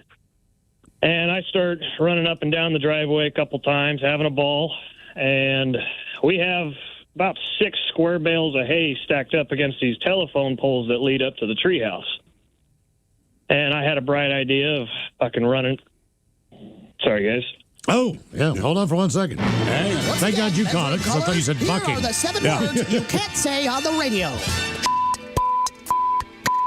Sucker, mother, and please keep those words in mind when calling. Now back to the program. All right, no more F-bombs, Deacon.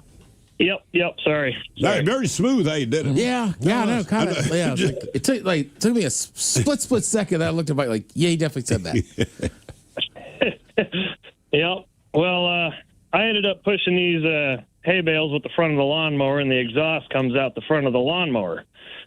So, little me, I didn't really have any thinking skills back then. I start bumping into it, and then I take off and run back down the driveway. I come back up, and about 3 to 4 of those poles are completely engulfed in flames. The hay bales took off. I mean, this is the middle of summer. Yeah.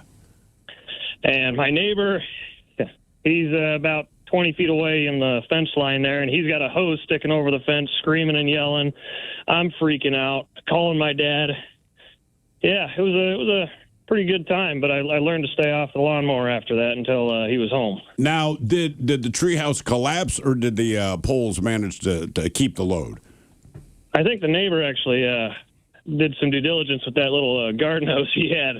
Because he told me to grab one, I grabbed mine, and we just sat there and started, squirting and trying to put it out as quick as we could. Well, sometimes those things go up. It depends on how old they are, because they are treated with like an oil-based substance, a telephone pole. So either way, it's either going to, if it's real dry, it's going to go up. If it's still somewhat damp and moist, it probably won't be as bad. Now, did your father build the treehouse, or did you guys just buy the house and it was already there? We bought the house, and it was already here, and funny enough, the guy before us worked for PUD, and those were old power poles, so they were just about as soaked with oil as you can get. Yeah. They treat that. That's why whenever you see like a fire that takes over an area, half the time the poles are still up. Right. Because those things just don't catch on fire and burn. Did you kind of have the cool house among your friends based on the fact that you had a 2-level tree house with electricity? Oh, yeah. We had plenty of good times in that tree house. We got a nice zip line, and it's kind of abandoned now, but now that I'm older. All right. It was really a good time. Did you ever have sex in the treehouse? Well, yeah, it was pretty popular in high school. Yeah, I was going to say, man. Yeah, so the answer is yes. That's my first thought. I got a 2-level treehouse on my property with electricity. Like, absolutely, I am going there to have sex. I don't even know what else I'd use it for, to be honest with you. Yep. Either you growing up or your own kids, when a curiosity goes sideways. 206-803-ROCK. Hello, Mikey. Welcome to the men's room. Hola. So, Mikey, what happened? So this happened last year. So I'm a teacher, paraeducator at an elementary school. And last year, it was about May. You're breaking up, man. Start over again. Showing the. So I'm a paraeducator at an elementary school, and last year I was proctoring for the SBA testing, standardized testing. Yeah. At the end of the year, and so I was getting set up, passing out the papers and pencils, scratch paper if kids need it, and a pencil, obviously, so they can write. And one of my students, about halfway through his test, had the brightest idea to copy a TikTok trend. So the TikTok trend was taking a pencil and your school-issued laptop and just jamming the graphite point of the pencil inside one of the USB ports just to see what happens. And he had the brightest idea to copy that TikTok trend in the middle of standardized testing. And I had just like sat down. I did my little lap around the room, making sure kids are on task, asking if they need any help reading something, if they have that option. And I sit down and he goes, teacher, my laptop is smoking. And out of the USB port where he pushed the graphite of his pencil inside the USB port, there was like a little bit of smoke. There wasn't a lot, but there was a little bit of smoke just pouring out of the USB port. And I was like, oh my gosh, is this really happening? Like, did you know what he had done at the time? Since I didn't know of this trend at the time, I didn't know it was because of the graphite. But then I was like, dude, what did you do? And he showed me, he had like his pencil that the lead was broken off. And then, so I was like, this guy just literally pushed graphite into a power socket in his laptop. And so I had to contact my vice principal. We shut down his test. I think he got a chance to retake it, but for the rest of the year, he had like no access to his laptop. His parents had to purchase a replacement because I think it was broken. And I was just thinking, like, dude, how dumb can you be? Well, let me ask you that. Right, once parents have to spend money, that's when I get pissed. Everything else, I'm like, right.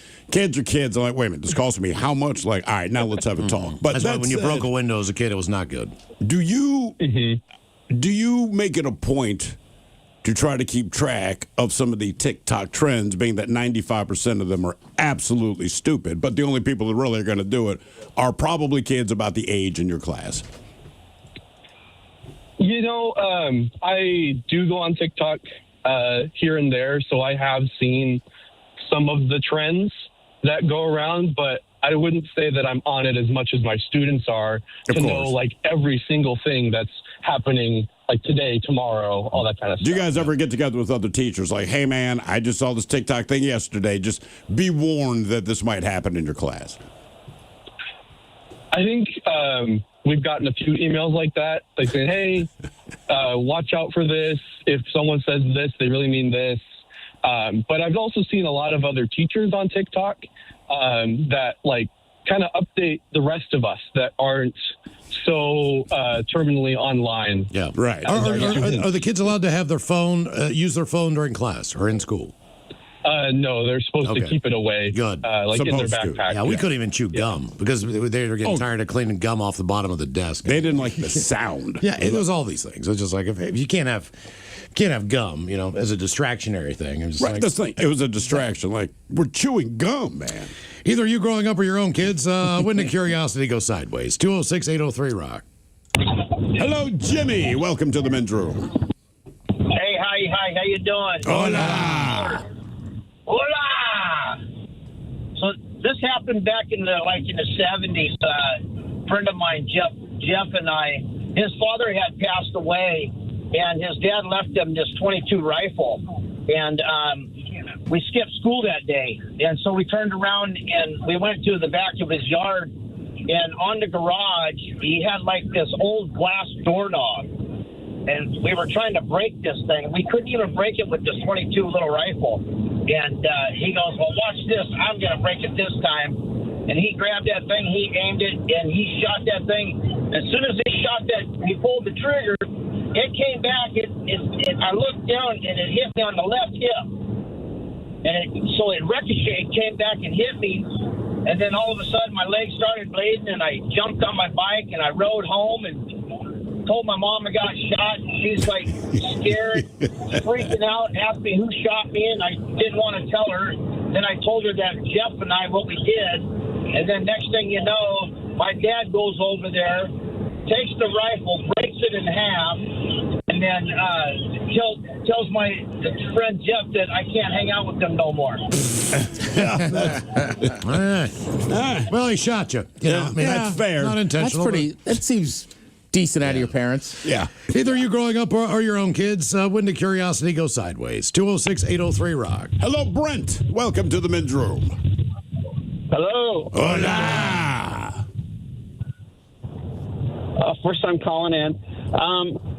We were living in Colorado. We're getting ready to PCS from Colorado to Washington State, and I had to clear the base, and I had my son Chris and Michael with me.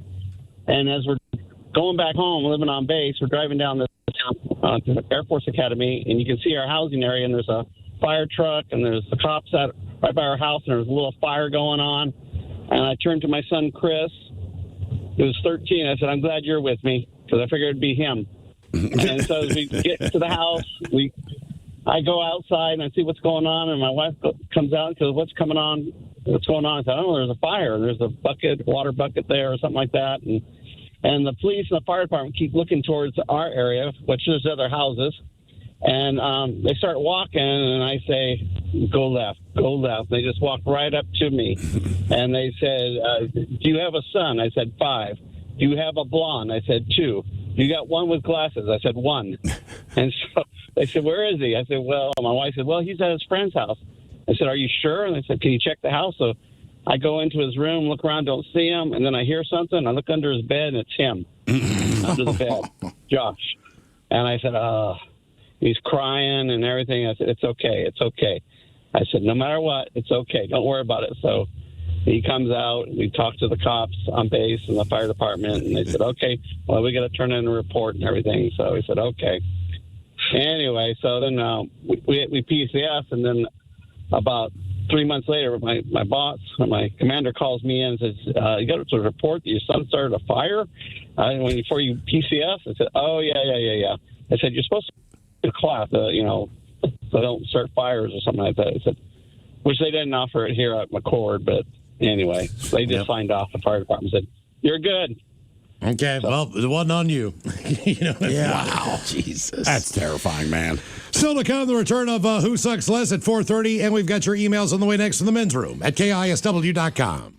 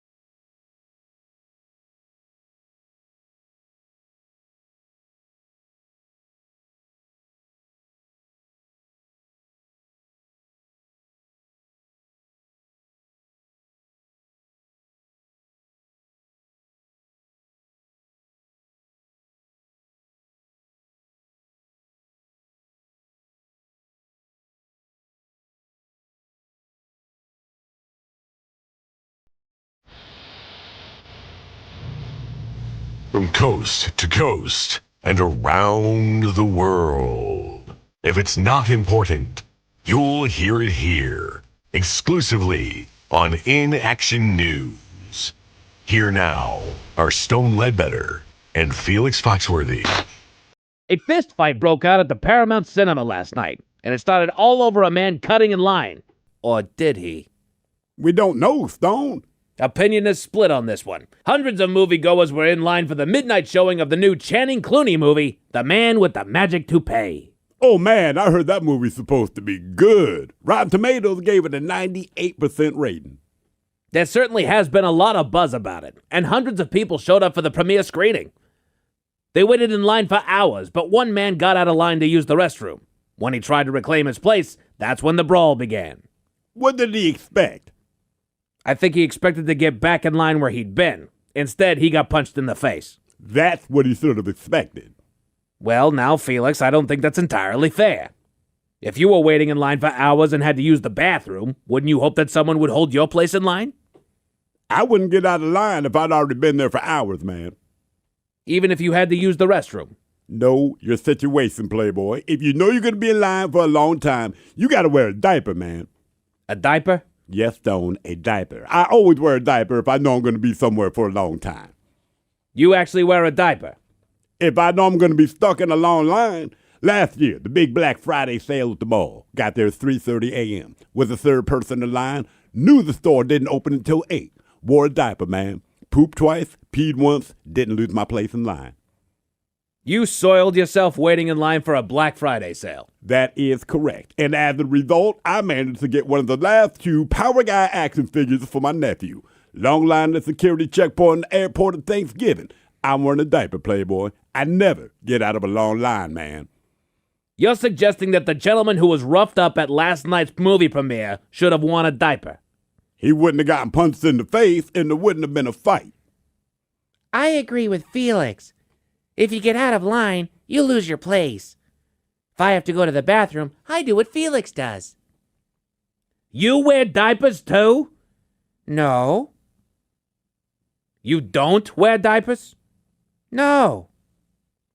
So you're telling me that you soil yourself with no diaper on? Yeah, if I'm in a really long line. 2 years ago, we had a family reunion at Disney World. We had to wait in line for hours for every ride. And you soiled yourself with no diaper? A couple of times, yeah. I couldn't wait to change my underwear. It was like the time I was a bridesmaid at my sister's wedding. It was a Catholic wedding, and Catholic weddings are really, really long. You soiled yourself at a wedding? Twice. You've soiled yourself at 2 weddings? No, I soiled myself twice at the one wedding. See, that's dedication right there, Playboy. No, that's disgusting. Yeah, but dedicated too. Well, my father always used to say, it's better to be pissed off than pissed on. He ain't wrong. The people at the movie premiere were pissed off. I suppose you're right. And that's what led to our top story, a fight at the Paramount Cinema last night at the premiere of The Man with the Magic Toupee. We will be back next hour.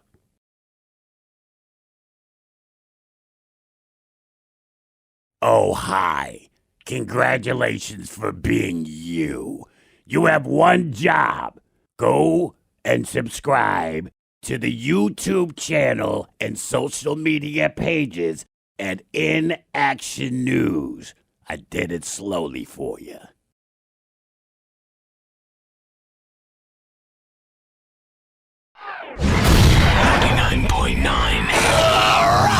KISW. You can tell he says this isn't mine because this is sadistic. If Ted beats this one, I will have to think of a very good reward for him the next time I am in Seattle. And that is from Steve the Weatherman. Okay, so this is from an episode of Pinky and the Brain. Keep in mind that as far as Great show. Ted versus the FCC, today we have anteed up a little bit more cash. Ted, if you actually win this, you will win $20 apiece from both Steve the Thrill Hill and myself for a grand total of 40 American. No, wait. No. We have just Hair Club added threw it. Sergeant Hair another Club has thrown $20. in. And wait a minute. Ryan Castle has Jesus, Ted. Ryan Cass, $80 in cash. No, I dropped it. Do you have weekend plans other than painting the grass tomorrow? Anything tonight? Did you get spend $80? Tonight I'll be down in the Federal Way area filming one of my excellent adventures. Okay. Ben, could you hand me that tissue real quick? My mucus in my nose is just... I did. Oh, looks like somebody's already started their adventure. Do you want to see the screen? Yeah, it's not too bad. A little clear. Yeah, okay. Maybe I'm kicking this damn thing then. All right, here we go. From Steve the Weatherman. What's going on over there? I'm sick, man. I told you. There's a video camera, so it's like, look, how sick is Miles? He showed the tissue. My throat's sore. Okay, here we go. Oh, yes, it is. Yes. There's a little Larry Gifford going on over there. I'm just going to read this and nail it. Slideshows are dead, huh? Yeah. Check back Monday. Internet, much easier now. Okay, I hear you. Very funny. Oh, Christ, now he's put something else in there. Everyone's a comedian. No, actually, I took something out for you. Oh, all right. Sheets of sheer synthetic sheepskin are slit into several kicky sack shoe shapes in shapely shoe sizes by 6 sitting sheet slitters. The 6th sitting sheet slitter's sick. His son, Sammy, subbing till the sick 6th sitting sheet slitter's back, sitting pretty. Again. You got it. Yeah. Sheets of sheer synthetic sheepskin are slit into several kicky sack shoe shapes and shapely shoe sizes by 6 sitting sheet slitters. The 6th sitting sheet slitter's sick, so his son Sammy subbing to the sick 6th sitting sheet slitter's back sitting pretty. Bam, bitch. One time through, 3 times fast. Told you we weren't gambling. $80 on the line, Ted. Does Ted give me 20 if he blows it? No, you give him 20. I'm sorry. I misunderstood. Yeah. Didn't you find out how I got the sore throat? Men's Room with Miles and Thrill. Who Sucks Less is coming up a first time for a few emails to the men's room at KISW.com. Oh, come on. Uh-huh. There we go. A few on our question today about how curiosity went sideways, guys. At the age of 10, I tried to fit as many coins as possible in my nose. Got a dime stuck and tried to get it out with scissors and cut myself pretty badly. Oh. Guys, my friend convinced his little brother to light off a 3-alarm parachute firework in their home. For years, there was a big black mark on the ceiling. Another got my brother to put a spoonful of cayenne pepper in his mouth, convinced him it was cinnamon, just like the hot tamales candy, then gave him water instead of milk, knowing it was going to make the matters worse. Jesus. Story time, learning at the age of 12, the rear naked chokehold could be used until you passed out. Probably killed a lot of brain cells that way. We used to do that in Boy Scouts. Everybody, yeah, man. But we would squeeze the chest. Yeah, until you pass out. That was the whole thing. Yeah, you hold your breath and do that. Guys, when I was real little, my brother convinced me if I jumped off the back of the couch, I could fly like Superman. I did not fly like Superman. Hit my head on one of those big speaker boxes we all had back in the 80s and split my head wide open. Now time for a few birthdays brought to you by Men's Room Roasted Red Salsa from San Juan Salsa Company. Dip responsibly. All the guys, today is Mila's 4th birthday. Maybe a few dad jokes from Miles. Mickey and Goofy talking about their time in preschool and when they started to play sports. And finally, please give her a few of Thrill's Shotgun Gets. Thank you, guys. Love you, Mila. That from Dad, a.k.a. the Coon Trapper. Well, gosh. You know, when Goofy was only 4 years old, I was living up in Alaska, and the first sport that I got into, dog sled racing. I know. I just small little mouse. It's hard to get dog sled racing. He couldn't pull his own weight. But at 4 years old, I could still manage that sled. I need a lot of ice cream. Well, you should tonight. Okay. Couple of dad jokes. See if I can find any that are appropriate. 4-year-old's tough. Yeah, I know. Okay. Did you guys know that Yoda had a last name? Yoda. Did you know that Yoda actually has a last name? No. Lehiho. Gotcha. Yoda-Lehiho. The yodel, Ted. Yoda-Lehiho. Yoda-Lehiho. Okay. Maybe that one didn't go over as well as I thought. No, I'm more laughing at it. Like, I got one for a 4-year-old. So it's a Yoda joke. Okay. Yes, it's a Yoda. Yeah. Let's say it's bad jokes. Why are jellyfish lonely? Why are jellyfish lonely? I don't know. Because there's no peanut butter fish. Okay. I bet she just folded her arms and shook her head. Guys, I just got a horse and I named him Mayo. Mayo? Mayo. Mayonnaise. That's a mayonnaise joke. Yes, a thank couple you. of shotgun gets there, please, too. Get.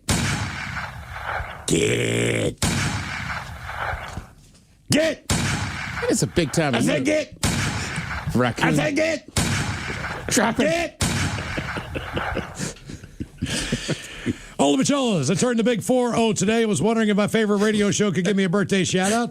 If I could get a barbershop fish sandwich. The Dirty Germans talking about what I should do for my 40th birthday. And a Go Cougs from you all. That would make my day. Thanks, guys. That from Greg. Can I get a fish sandwich? Oh, you know I gotta eat right. Oh, brother, can I have a fish sandwich? You put the cheese and the tartar on the side. Yeah, you're saying go Cougs. I would say for your 40th birthday, perhaps you go Couging. You're at that age now. Yeah, it's the problem is, though, if he goes Couging at this age, he has to be 65. Yeah, good point, good point. No, but he's the younger man. Virile, yeah. You want to do the Go Cougs? Sure, go Cougs. Guys, could you please wish Hey, Cougs, Husky fans don't have a beef with you like you guys do with Husky fans. Mm-hmm. They're too busy studying. The Cougs? No. Oh. The Huskies. That's what I was like, what? I know both of us sounded like, what? I think I would have. How could you confuse that? I think I would have ended up a Coug. I get the feeling. I like drinking with Coug people. It's a blast. I've dated both, but I've gone to enough Husky games. Kind of a Husky now too. But I would just say this: if my two kids, if they ever go to state schools, I get the feeling my daughter would be at UW, and my son would definitely be in Pullman. I went to the Holiday Bowl down in San Diego a number of years ago, and the entire hotel was full of Coug fans. Oh, they're the best. How fun was that? Man, it was. Yeah, it was. They played Old Miss last year. Like my nephew, like everybody I've talked to at Old Miss is like, we love those people. And credit to the Cougs, they played a hell of a game down there. Yeah. Guys, could you please wish my wife Angela, pronounced Chaos Goblin, a happy 41st birthday? With some turtle sex, a please clap in the paws, the Dirty Germans talking about the wild party we will have this weekend, and Miles' most extreme dad jokes. With love from her husband, Jason. Please clap. Yeah, it's funny you call us the Chaos Goblin because I nicknamed my penis Chaos. Yeah, so that's the thing. So I don't know how much you got chaos. I know about the goblin. Yeah, are you saying that as a noun or a verb? Sounds like this weekend, so since it's her birthday, you might have to be the goblin. Yeah. All right, a couple dad jokes. Extreme dad jokes. These are extreme. No E, just X. Do a backflip when you tell it, Montgomery. My doctor said I might be going deaf, Ted. Oh, yeah? That was hard for me to hear. Why don't monsters eat ghosts? Why don't monsters eat ghosts? I don't know. They taste like sheet. Couple more. Sorry, Mike. That's kind of good. Walked in on my girlfriend having sex with her personal trainer. Oh, yeah? I said, this isn't working out. Okay. I found a shoe in my toilet. Found a shoe? A shoe in my toilet. Oh, yeah? It was a clog. And finally, what does a deaf gynecologist read? He reads lips. Like most people, yeah. Poor deaf. Something with Braille there, huh? All right, guys, here you go. Happy, happy, happy birthday. Happy, happy, happy birthday. Happy, happy, happy birthday to you, to you, to you. BG. Ya's a Dirty Germans brought to you by Men's Room Original Sausage. Available through Uli's World Famous Sausage, mensroomlive.com, and other fine retailers. Schweinefleisch. Thank you, Bob. And a couple of extra emails here. We'll just do some random ones. Let's see here. Funny names. Good evening. Today I found out that my former senior manager at a very large aerospace company is retiring after all these years. All right. I just want to say good luck. Les Johnson. Les Johnson. Les Johnson. Yeah. What a great name. Exactly. Les Johnson, huh? Mm-hmm. I respect that name. It's probably hung like a polo pony. From the fluid conversation on yesterday's program. It says, guys, I was flying from Germany to Seattle in the early aughts when my son Torben, about 18 months old, he was strapped in on my lap for takeoff. Not minutes into the flight, Torben puked. His milky, cheesy breakfast. Ran into my shirt, jeans, underwear, somehow got into my shoes. While my ex-hubby took Torben and changed him, I proceeded to strip down in the tiny, gross lavatory and try to wash all my clothes in that teeny tiny sink. Plane luckily wasn't full, so I could drape my wet clothes over the neighboring seats. I wore blankets the rest of the flight. Didn't dare sleep for fear of inadvertently flashing fellow passengers. Got dressed 9 hours later and deplaned wearing damp clothes, stiff cold jeans, shirt, underwear, socks, all still stinky and covered in missing flecks of cheese. Every flight after that, I packed a change of clothes for myself in my carry-on. Yep. Memories. That from Trista. Traveling with children is so fun. God, it's a long flight with a little kid, man. It is. Ola Bacholas, when I was 18, 19, I was swapping out a component on a full fuel tank. Middle of the summer, sweating like a dog, so I couldn't fully differentiate fuel on my skin to sweat. Got the part swapped out, cleaned up. I knew I had some fuel down my arm, but I wasn't aware of how much was actually on me. Washed up into the day. The next morning, I had a chemical burn from my pit down the middle of my back, onto my starfish, onto my, and on the bottom of my bag. That was a miserable next few days. Yeah, the gooch, basically. Oh. That from him, it's the unofficial heavy equipment mechanic for the men's room. I got to think, man, the gooch has to be the single most sensitive place on your body. Mm-hmm. Yeah. I mean, that flesh does not see a lot of... Keep in mind, like, between your testicles and the gooch, I don't know which one's more sensitive, but I don't want to F with either of them. What's this? Nicknames. Gentlemen in the Navy. Everyone had a nickname. I served on a ship at the time that was ported in Hawaii. When I first reported to the ship, there is a check-in process, and I got to meet my boss that day. His name was Doomy-ass. My first words to him while shaking his hand, I misread the name tape on his chest and said, "Hey, is your name really Dumbass?" Sadly for Doomius, it stuck, and it was true. Mine was Squirrel for hyperactivity and mischief. My buddy was a larger and tall guy. He was Moose. The fat kid no one liked was Bacon. We were climbing up the main mast when Bacon froze. Apparently, he was scared of heights, which is never good for a radar technician. So I started to shake the mask left and right, and the guy froze, white knuckling it on the ladder. The bad part, I had to carry this guy down. The good part is Bacon became Shakin' Bacon. Shakin' Bacon. Another guy was just Stinky. If he liked you, he would try to dry hump you while saying, "Yay, Stinky Shuffle." Then there was Rick Ryden. I'll let you guys guess that one. I married a redhead. She's red. My dog is a 35-pound Shepherdor, half shepherd, half lab, all dumb. She will rock around and growl when she wants something, so we call her Baby Grr. I'll also call her Pop-Tart, as she once snuck away with my Pop-Tart. That from Squirrel. Now, the men's room wants to know who sucks less. Yay, time for Who Sucks Less. Stephen Thrill, you bring us 3 stories from the news each and every week. They all suck, but it's up to us to determine out of the 3 stories which one sucks the least.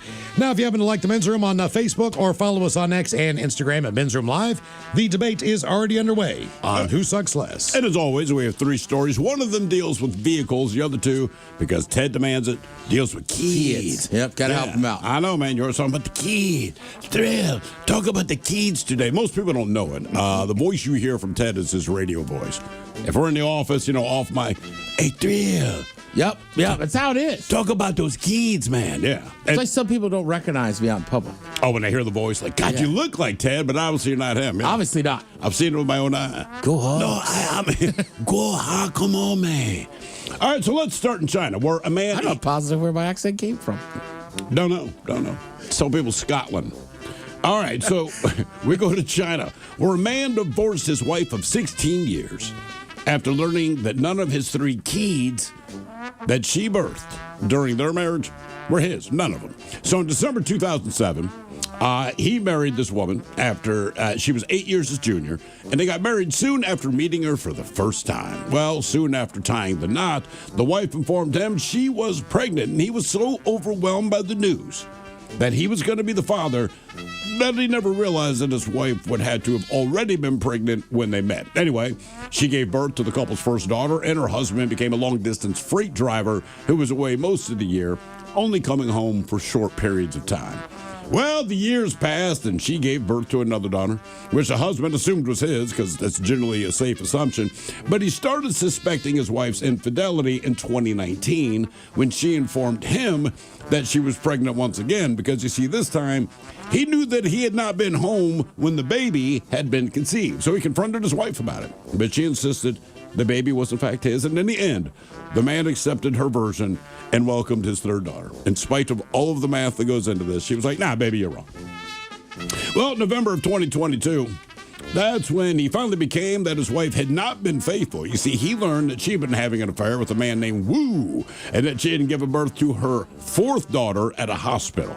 Now, instead of confronting his wife, he got a lawyer. He went to the hospital to investigate. That's where he learned that she had indeed given birth to a girl there that month, but the release form featured his name as the father as well as his own forged signature. Well, convinced that his previous suspicions of his wife's infidelity had been correct, he then filed for divorce, and he ordered a paternity test for each of his children. The result was shocking because none of the three daughters he had raised as his own had been conceived with him. Heartbroken man took his wife to court, asked for paternity of the children anyway because he did raise them, but also for compensation for emotional distress. A family court issued its final verdict, and apparently this case is very polarizing in China, but he was awarded custody of the two eldest daughters, while his wife was ordered to give up her claims to material possessions and to pay monthly alimony to her ex-husband. Okay. So I do respect the fact that he's like, look, they're not mine biologically, but I raised them. I still want custody. But damn, man. So she puts out, just not for him. Now we go right here in the United States where everyone has lost their frickin' mind. Case in point, the father of a 4-year-old girl whose accurate NFL predictions made her a viral sensation says his family is now receiving death threats after her picks during the playoffs were losers. Again, this is a 4-year-old girl. Who'd she pick? So, Reese Donatelli, she gained a large social media following for her spirited and sassy football predictions posted to her dad's account. And what she would do is grab the mini helmet of an NFL team she believed would win, sometimes tossing aside the losers. Okay, it's not like she's like, hey, bet on sports here. It's a 4-year-old girl. She looks at colors she likes, whatever. Tosses the helmet she doesn't like, keeps the team she does like in front of her. Well, during the first weekend of this month's playoff games, several of her predictions, they did miss the mark, prompting some followers to claim her picks were, quote, cursed. I'll remind you, this is a 4-year-old girl. So her father, who's a radio personality, one Anthony Donatelli of Riverside, California, he told the LA Times that the family has received threatening messages, including death threats and including demands for money from people who claim to have lost thousands of dollars because his 4-year-old daughter's picks were incorrect. Now, the backlash even drew commentary from celebrity fans. Rapper Cardi B, whose boyfriend is New England Patriots wide receiver Stephon Diggs, she joked during an Instagram Live after she picked the Patriots to win, quote, that little white girl said we're going to win. F that bitch. It's from Cardi B about a 4-year-old girl. Now, the father and daughter's Instagram series, dubbed Trust the Toddler, it began nearly 4 years ago when the father, who's a lifelong Steelers fan, he bought the mini helmets to teach his daughter colors, geography, and about football. But even the best have off days. Reese guessed the wrong team for all 6 games during the first week of the playoffs. The next week, she went 1 for 9, incorrectly predicting that the Buffalo Bills, the 49ers, and the Bears would win. And that's what led to death threats, again, against a 4-year-old girl. Just throwing it out there, man. Those are bad picks. They're terrible picks, and you should know that if you're gambling. Yeah. If you're going to bet on football, you can go with your gut, you can go on what you know to be true, or you can go with a 4-year-old girl who does not care about football and is picking football helmets by color. Your choice, your money, do your thing. God, man. And here's the question. You ever sold anything on Facebook Marketplace? Now, there are pros who do it. A 24-year-old guy in Missouri, he's facing charges after he sold the same 2 cars multiple times. Because, you see, he'd sell one. Then immediately, he would steal it back and then sell it again. His name is Mamdou Diallo. And cops in Kansas City said that between May and June of last year, he sold 2 cars to 8 different people, a 2013 Honda Civic and a 2013 Buick Verano. Now, the cops caught on after they got 8 different stolen vehicle reports that were similar. People paid cash, got what seemed like a legit title for the car, and then it was stolen the next day in all 8 cases. So he got caught after he tried to sell the same car to the same buyer a second time. A woman he scammed saw the car for sale again, used a different Facebook account to reach out. He tried to sell it to her for a second time. She also got security footage of him stealing the car around 1 a.m., 7 hours after he sold it to her. He's now facing 14 felony charges and up to how long in prison? I don't know. 98 years. Oh, damn. You can kill someone and get less time. So, yeah, 98 years in prison. Hey, look, that's crappy, but 98 years. So, again, our stories today, we have the guy in China who he was married for 16 years, discovered that none of the daughters that his wife birthed were his. In the end, he got custody of 2. She's paying some alimony. We have just the general football betting U.S. public who are sending death threats to a 4-year-old girl because, in her infinite wisdom of the sport of football, got her picks wrong in the playoffs. And finally, the guy who would sell you a car, steal the car back, and then sell it again. Okay, Ted, it's easy for me. I'm going to say the man who divorced his wife after 16 years of marriage because she lied about 4 kids, she sucks the most. Because she put him through that long of a time, and the whole thing was just a lie. Even though he got a couple of his kids, even though he got some child support or alimony or whatever he got and got to keep all his stuff, it's just the emotional wear on something. Yeah. So that one to me sucks the worst, sucks the most. Death threats against a 4-year-old. That's pretty bad. I know that I don't think anybody think that one sucks the most. Was going to follow through on it, but at the same time, it's your family. This guy's it's a 4-year-old girl picking football teams. Yes, right. And I would say Miles and I are joking about how bad her picks were. Like I would bet money on a 4-year-old. Here's the thing. Yes, they are bad picks, but she's 4. You should know better. I mean, they have animals that make picks. Sometimes they're right. Sometimes there's they're a wrong, monkey, you don't threaten to kill the dog. We don't know that. So I'm going to say that. Oh, you know about that dog that bounces the balls? Yeah. Yeah, he had some bad picks. He had to go into hiding. You said about yeah, right. So I'm going to say KC guy because he got busted. Yes, he was doing what he was doing, but he's going to spend the rest of his life in jail. And 98. I don't know if anyone got their money back or got a car or out of the deal, but I don't know. I don't know. One way or another. I mean, unfortunately, well, I do agree with you. That one sucks the least. Unfortunately, I don't think those people probably. I'm assuming this guy probably doesn't have the money or spent the money. Probably. So it still sucks. Well, I don't know because he gets paid in cash. Keep in mind, he's stealing these cars hours later. So he has to have. So I can't imagine. Like, I don't know. Give me $20,000 for the car. I can't imagine I've spent $20,000 in 8 hours. I mean, it could be done, but I don't know. Yeah, but I do agree that sucks the least. I'm a thrill though, man. Like, sending death threats to a 4-year-old. What the hell's wrong with for football bets? And again, she's picking helmets on color or names she likes or whatever. But like Cardi B, I can cut her some slack because she's doing an Instagram live. I think she's just kidding around. I would think so. To message the family and be like, "Go to kill her." Right? Or I mean, even to make fun of her, why would you bet money on what a kid says? I don't know. Debate continues on Who Sucks Less. If you like the Men's Room on Facebook or follow us on X and Instagram at Men's Room Live. Coming up at 5:08, we will drink and toast with a shot of the day. You are listening to the Men's Room. All right, when you see your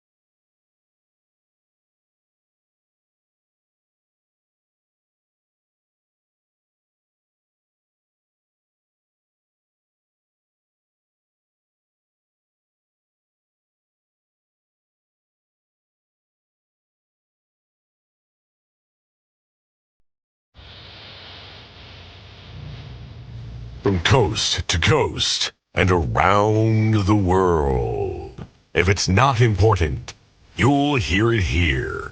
Exclusively on In Action News. Here now are Stone Ledbetter and Felix Foxworthy. A fist fight broke out at the Paramount Cinema last night, and it started all over a man cutting in line. Or did he? We don't know, Stone. Opinion is split on this one. Hundreds of moviegoers were in line for the midnight showing of the new Channing Clooney movie, The Man with the Magic Toupee. Oh man, I heard that movie's supposed to be good. Rotten Tomatoes gave it a 98% rating. There certainly has been a lot of buzz about it, and hundreds of people showed up for the premiere screening. They waited in line for hours, but one man got out of line to use the restroom. When he tried to reclaim his place, that's when the brawl began. What did he expect? I think he expected to get back in line where he'd been. Instead, he got punched in the face. That's what he should have expected. Well, now, Felix, I don't think that's entirely fair. If you were waiting in line for hours and had to use the bathroom, wouldn't you hope that someone would hold your place in line? I wouldn't get out of line if I'd already been there for hours, man. Even if you had to use the restroom? Know your situation, Playboy. If you know you're going to be in line for a long time, you got to wear a diaper, man. A diaper? Yes, Stone, a diaper. I always wear a diaper if I know I'm going to be somewhere for a long time. You actually wear a diaper? If I know I'm going to be stuck in a long line. Last year, the big Black Friday sale at the mall. Got there at 3:30 a.m. Was the third person in line. Knew the store didn't open until 8. Wore a diaper, man. Pooped twice, peed once, didn't lose my place in line. You soiled yourself waiting in line for a Black Friday sale. That is correct. And as a result, I managed to get one of the last 2 Power Guy action figures for my nephew. Long line at the security checkpoint in the airport at Thanksgiving. I'm wearing a diaper, Playboy. I never get out of a long line, man. You're suggesting that the gentleman who was roughed up at last night's movie premiere should have worn a diaper. He wouldn't have gotten punched in the face, and there wouldn't have been a fight. I agree with Felix. If you get out of line, you lose your place. If I have to go to the bathroom, I do what Felix does. You wear diapers too? No. You don't wear diapers? No. So you're telling me that you soil yourself with no diaper on? Yeah, if I'm in a really long line. 2 years ago, we had a family reunion at Disney World. We had to wait in line for hours for every ride. And you soiled yourself with no diaper? A couple of times, yeah. I couldn't wait to change my underwear. It was like the time I was a bridesmaid at my sister's wedding. It was a Catholic wedding, and Catholic weddings are really, really long. You soiled yourself at a wedding? Twice. You've soiled yourself at 2 weddings? No, I soiled myself twice at the one wedding. See, that's dedication right there, Playboy. No, that's disgusting. Yeah, but dedicated too. Well, my father always used to say, it's better to be pissed off than pissed on. He ain't wrong. The people at the movie premiere were pissed off. I suppose you're right. And that's what led to our top story, a fight at the Paramount Cinema last night at the premiere of The Man with the Magic Toupee. We will be back next hour.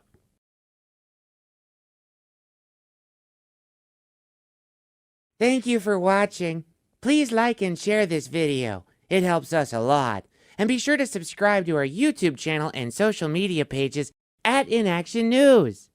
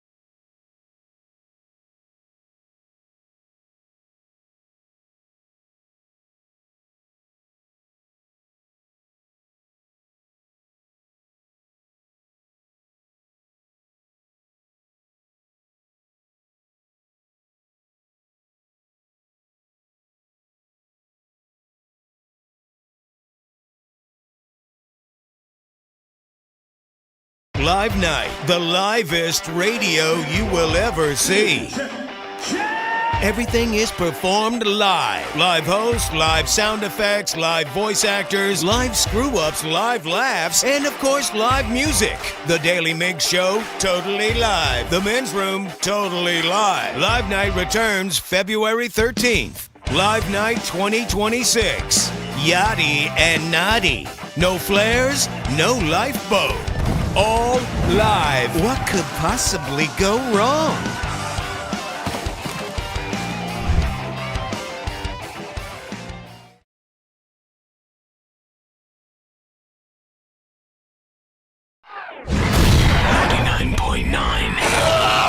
KISW.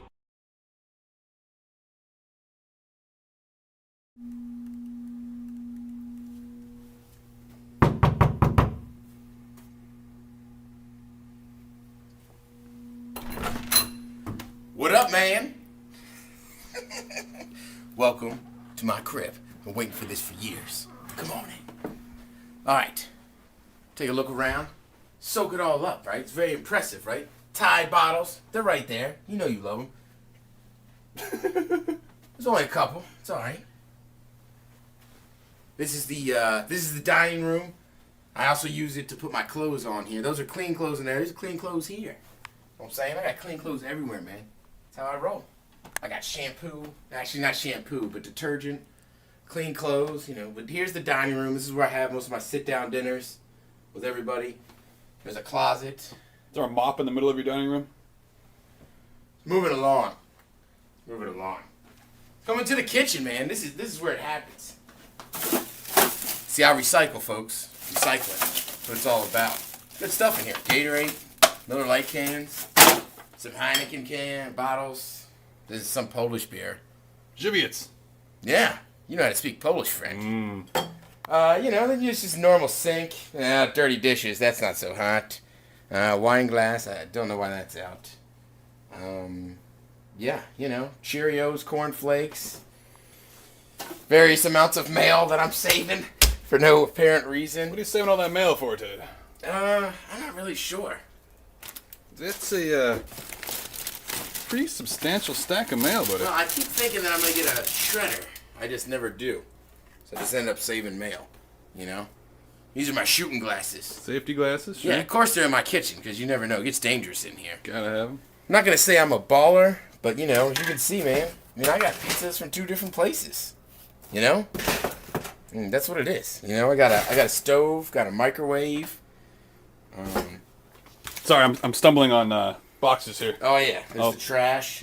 Oh, no. Your English muffins went bad? Yeah, they got a little moldy. That is a crying I shame. wasn't paying too much attention to them. I love myself an English muffin. This is the fridge. You know, it's dominated with what you expect. Mostly condiments, beer, some leftover rice, you know, milk. Oh, ragu. What's your that's leftover rice in there? Yeah. It's chicken fried or pork fried rice. To be honest. Fried rice. I see some bacon eggs back there. A little ranch. Yeah. Jon Stewart can kiss my butt. Good work. Got all that stuff. You need a beer, camera guy? No, I'm good. All right, I'm gonna have a beer. Up in the cabinets, you know, normal stuff. Rice, yams. Yams. That's not normal. Tuna, sweet potatoes. You know, just take them out of the can. Obviously. How much dust is on the top of that? Yeah, it's been a while. You know, people come to my house and they go, "What's up, dog? What's in your cabinets?" I'm like, "Old gravy and old sweet potatoes." That's Very what good. I'm working with. You know. What's in that cabinet down there? That cabinet stays closed. Okay. So does that drawer. All right, let's not Don't worry look in about there. that. In here, you have, you know, various dishes and whatnot. Plastic cups, paper cups. This is when I have sushi at my own house. Oh, there you go. Throw Yeah. a little soy in there. Exactly. I'm very fancy, man. Seymour Redskins pride. Yeah.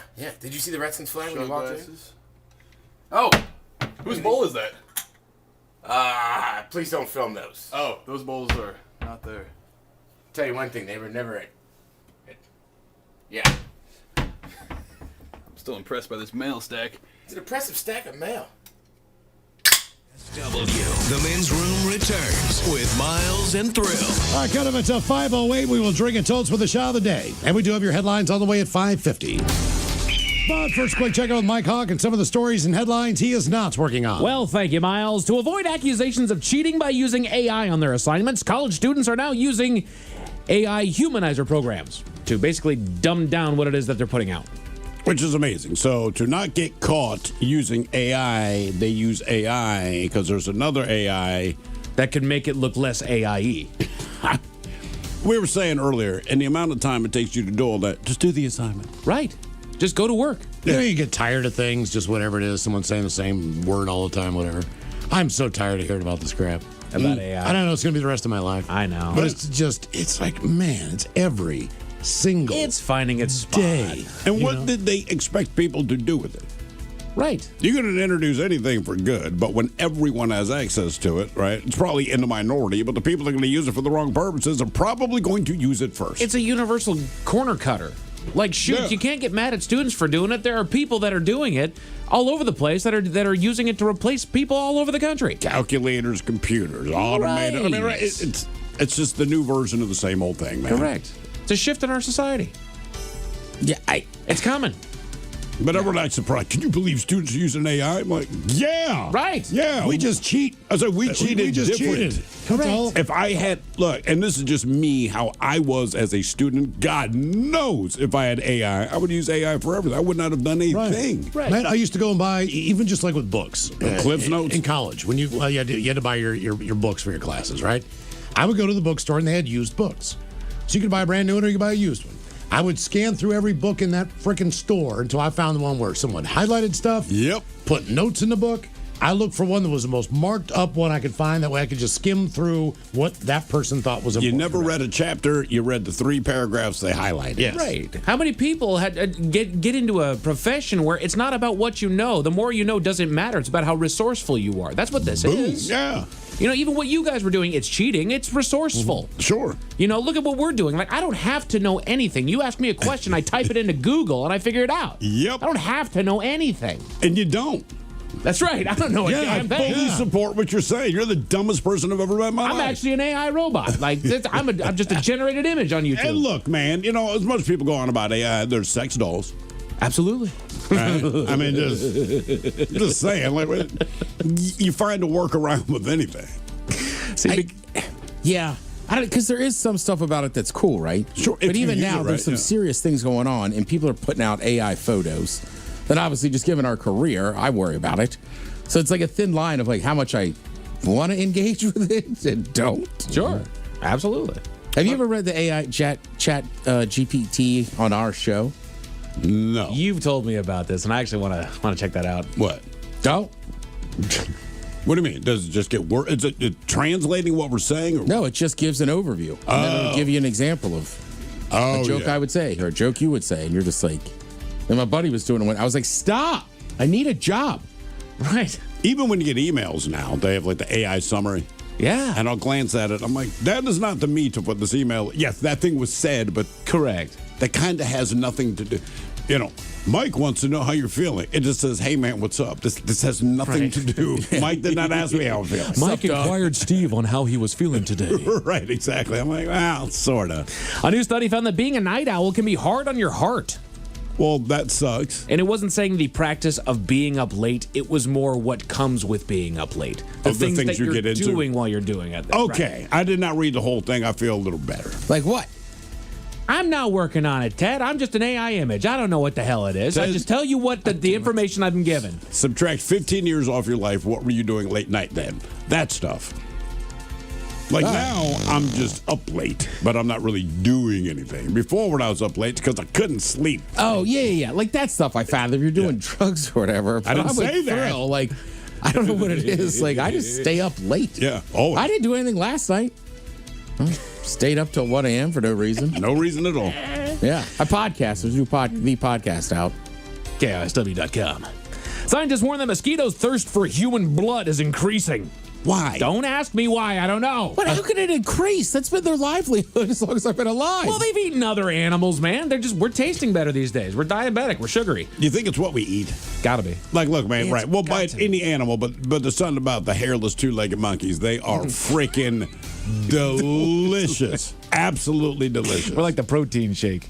Start your morning off right with a hairless two-legged monkey. But like a flavored protein drink, you know what I mean? Right. It's like, no, dude, seriously, like they taste good. We're like Coke.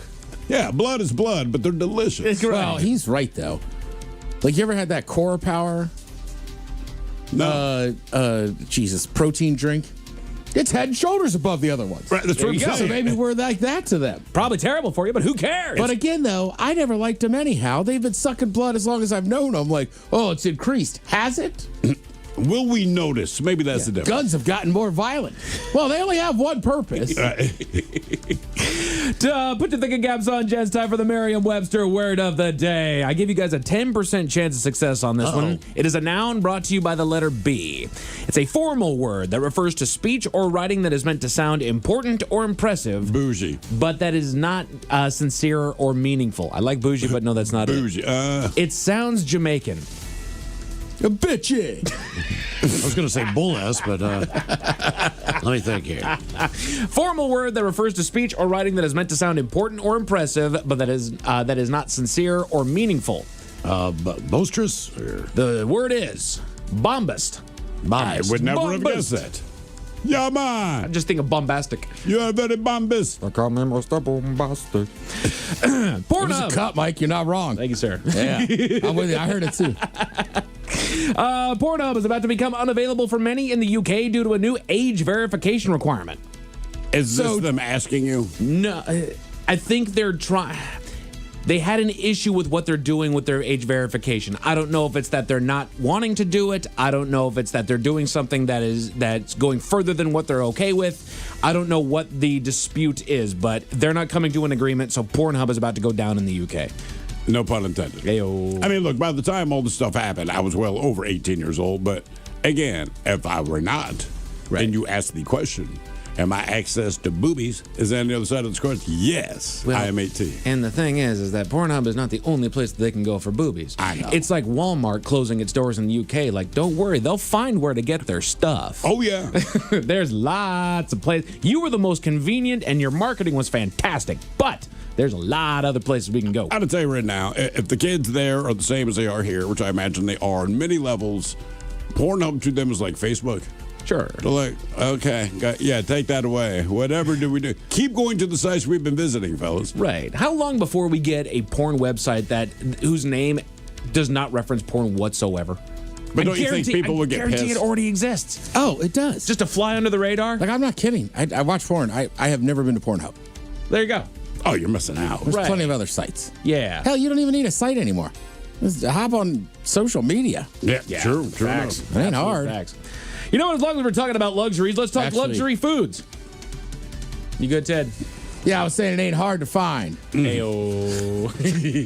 But when you find it, it is. I was going to say, actually, though. Let's talk luxury foods and how they came to be. The Men's Room Top 10. The Men's Room Top 10. So this comes to us via Listverse, one of my favorite websites out here, and it's 10 modern delicacies that started out, what do you know, as poverty rations. Funny how that works. As a lot of luxury dishes do. Yep. They start out as poverty rations. So let's start at number 10 on the list. They go with polenta. So after corn was introduced from the Americans to Italy, it became a staple crop because it was easy to grow in difficult soil. For centuries, the rural poor subsisted almost entirely on this cornmeal mush because they couldn't afford wheat or meat. The reliance on the polenta was so extreme that it led to a widespread health crisis known as pellagra, I believe, because the peasants were not processing the corn with lime.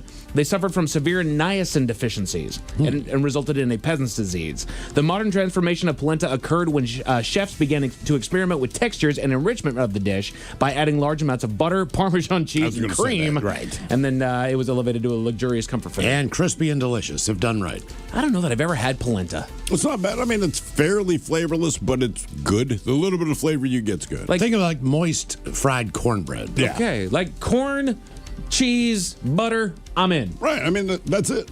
Yeah, there's a place I know that has polenta fries. They're pretty good. That sounds like it'd be fantastic. And the worst thing that happens is that rich people discover good food because their food's trash, right? Yep. But they discover good food and then they ruin it for the rest of us because the price goes up. Well, and all of New Orleans is that. Not just that, but fashion as well. You know, we talk about the Chuck Taylors all the doggone time. Yeah. That was Kmart's bargain bin, and now all of a sudden they're $80. That is correct.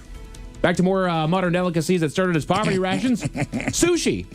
In ancient Japan, sushi was a method of preserving fish in fermented rice. The rice was actually not meant to be eaten at all. It served as a casing that produced lactic acid to keep the fish from spoiling. Once the fermentation process was complete, the pungent sour rice was discarded, and only the fish was consumed by laborers and villagers. Now, during the Edo period, sushi transitioned into a form of cheap street food for workers who needed a quick, portable meal. This version, known as nigiri, used fresh fish from the bay and vinegared rice to mimic the sour taste of traditional fermentation without the long wait. The global rise of sushi as a luxury item began after World War II when refrigeration technology improved.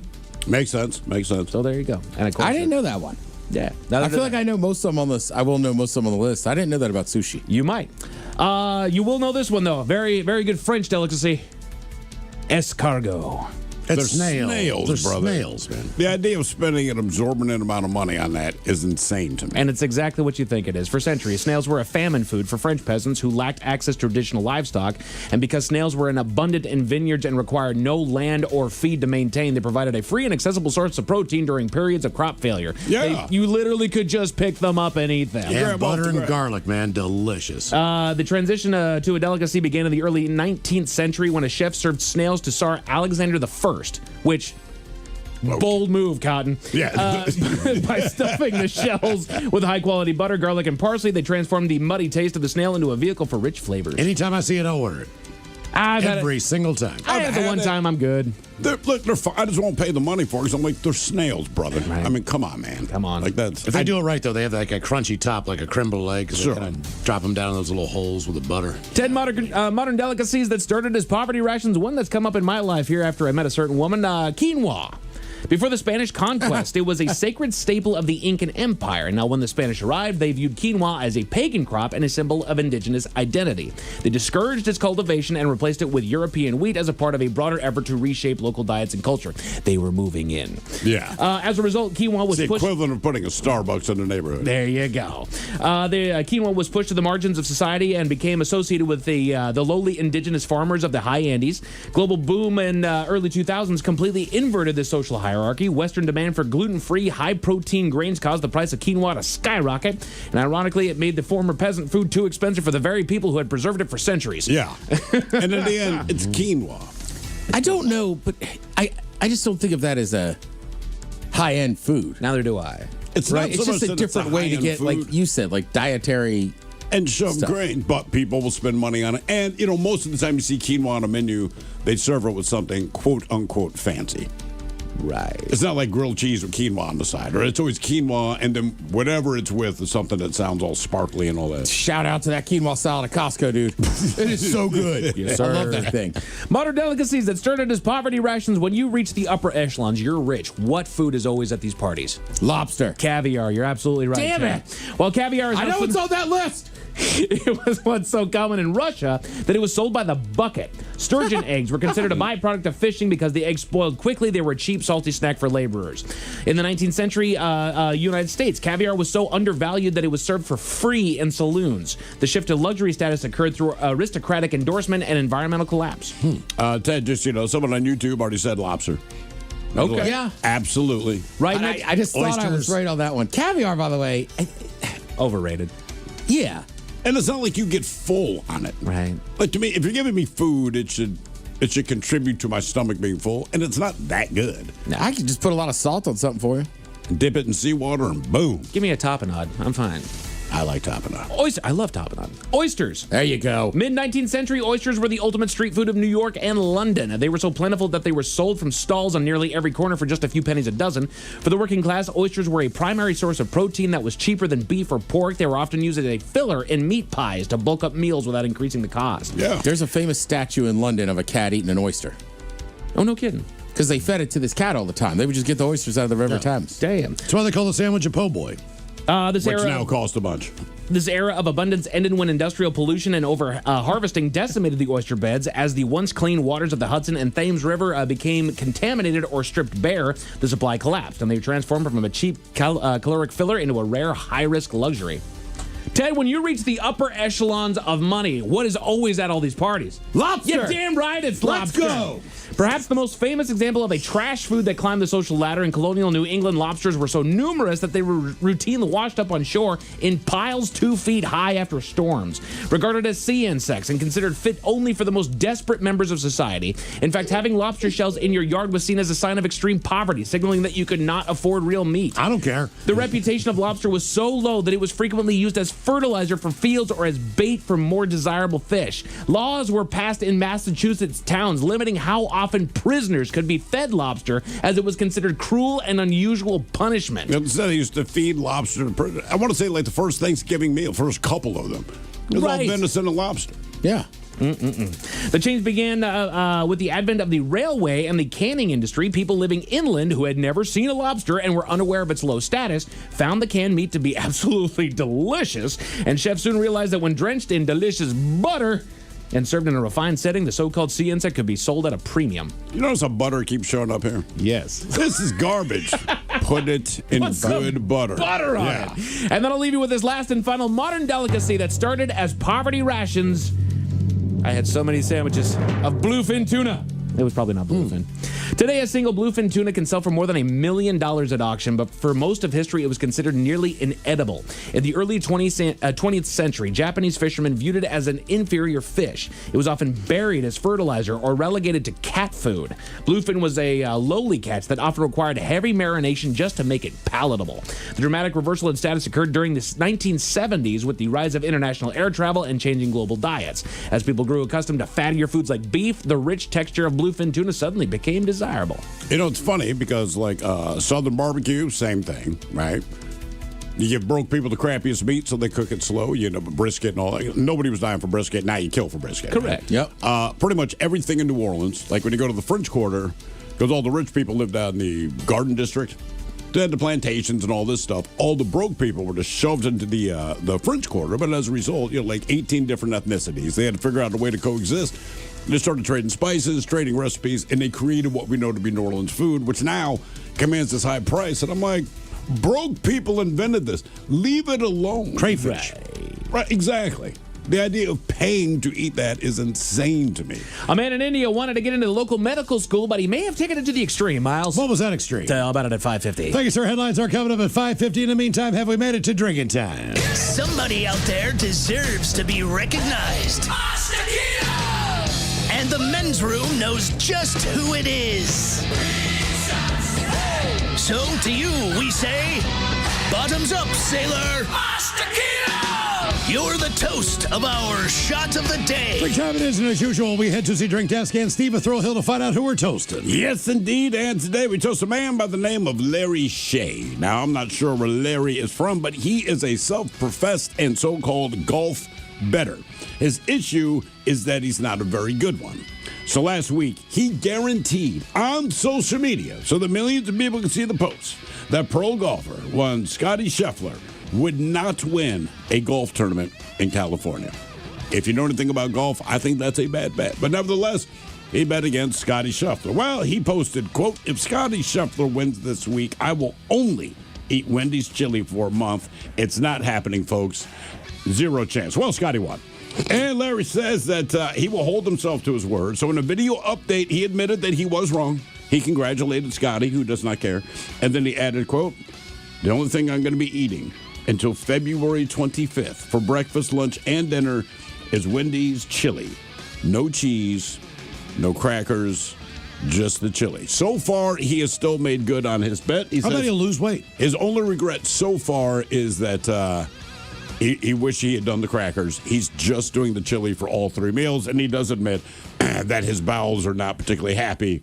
That's would be the hardest part. Yeah, that is pretty much what he said. Like, look, softest. because he said, look, I'm gonna be honest with you, Wendy's chili is actually really good. It's like I did not realize how good it was. 3 meals a day, not that good, but my bowels are not in a good place, and it won't be until February 26th. So, in honor of this no Valentine for you. And yeah, no kidding, man. Hope you're already married. Going to a Super Bowl party, just eating chili. Just eat Wendy's chili. That is correct. So we pour this booze and we drink this booze because we think it's yummy. Yummy. So over the tongue and down the throat to party in our tummies. Down the hola bijola. All right, let's get a contestant online for Profile This now. 206-803-ROCK. Profile This is next.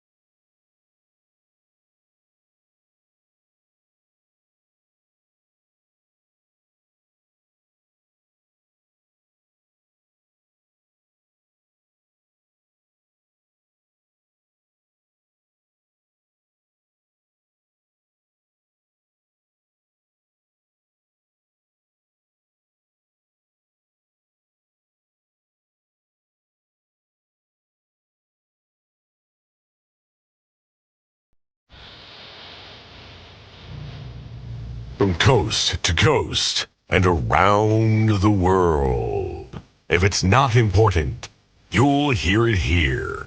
Exclusively on In Action News. Here now are Stone Ledbetter and Felix Foxworthy. A fist fight broke out at the Paramount Cinema last night, and it started all over a man cutting in line. Or did he? We don't know, Stone. Opinion is split on this one. Hundreds of moviegoers were in line for the midnight showing of the new Channing Clooney movie, The Man with the Magic Toupee. Oh man, I heard that movie's supposed to be good. Rotten Tomatoes gave it a 98% rating. There certainly has been a lot of buzz about it, and hundreds of people showed up for the premiere screening. They waited in line for hours, but one man got out of line to use the restroom. When he tried to reclaim his place, that's when the brawl began. What did he expect? I think he expected to get back in line where he'd been. Instead, he got punched in the face. That's what he should have expected. Well, now, Felix, I don't think that's entirely fair. If you were waiting in line for hours and had to use the bathroom, wouldn't you hope that someone would hold your place in line? I wouldn't get out of line if I'd already been there for hours, man. Even if you had to use the restroom? Know your situation, Playboy. If you know you're going to be in line for a long time, you got to wear a diaper, man. A diaper? Yes, Stone, a diaper. I always wear a diaper if I know I'm going to be somewhere for a long time. You actually wear a diaper? If I know I'm going to be stuck in a long line. Last year, the big Black Friday sale at the mall. Got there at 3:30 a.m. Was the third person in line. Knew the store didn't open until 8. Wore a diaper, man. Pooped twice, peed once, didn't lose my place in line. You soiled yourself waiting in line for a Black Friday sale. That is correct. And as a result, I managed to get one of the last 2 Power Guy action figures for my nephew. Long line at security checkpoint in the airport at Thanksgiving. I'm wearing a diaper, Playboy. I never get out of a long line, man. You're suggesting that the gentleman who was roughed up at last night's movie premiere should have worn a diaper. He wouldn't have gotten punched in the face, and there wouldn't have been a fight. I agree with Felix. If you get out of line, you lose your place. If I have to go to the bathroom, I do what Felix does. You wear diapers too? No. You don't wear diapers? No. So you're telling me that you soil yourself with no diaper on? Yeah, if I'm in a really long line. 2 years ago, we had a family reunion at Disney World. We had to wait in line for hours for every ride. And you soiled yourself with no diaper? A couple of times, yeah. I couldn't wait to change my underwear. It was like the time I was a bridesmaid at my sister's wedding. It was a Catholic wedding, and Catholic weddings are really, really long. You soiled yourself at a wedding? Twice. You've soiled yourself at 2 weddings. No, I soiled myself twice at the one wedding. See, that's dedication right there, Playboy. No, that's disgusting. Yeah, but dedicated too. Well, my father always used to say, it's better to be pissed off than pissed on. He ain't wrong. The people at the movie premiere were pissed off. I suppose you're right. And that's what led to our top story, a fight at the Paramount Cinema last night at the premiere of The Man with the Magic Toupee. We will be back next hour.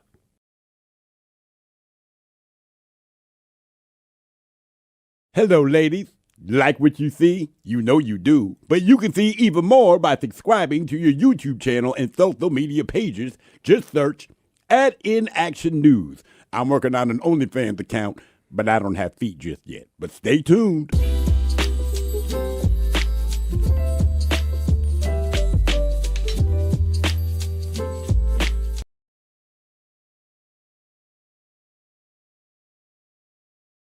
Live Night, the livest radio you will ever see. Everything is performed live. Live hosts, live sound effects, live voice actors, live screw-ups, live...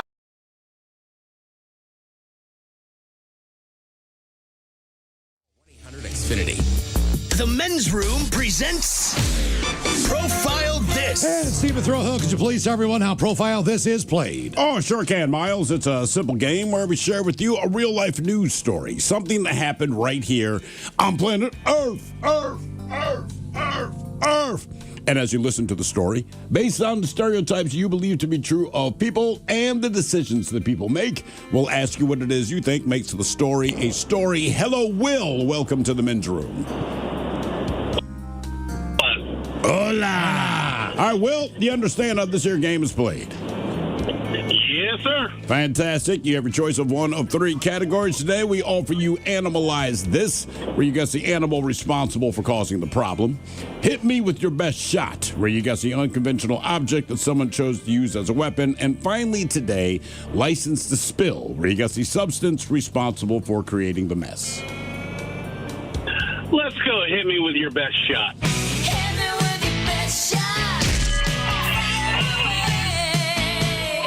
All right, we have a 28-year-old man in Florida named Austin Simmons. He was arrested for felony battery after hitting someone with something at a bus terminal. Now, police say he was, quote-unquote, out of it, looked like he'd passed out. So someone went over to check on him. That person was a guy named Carlos.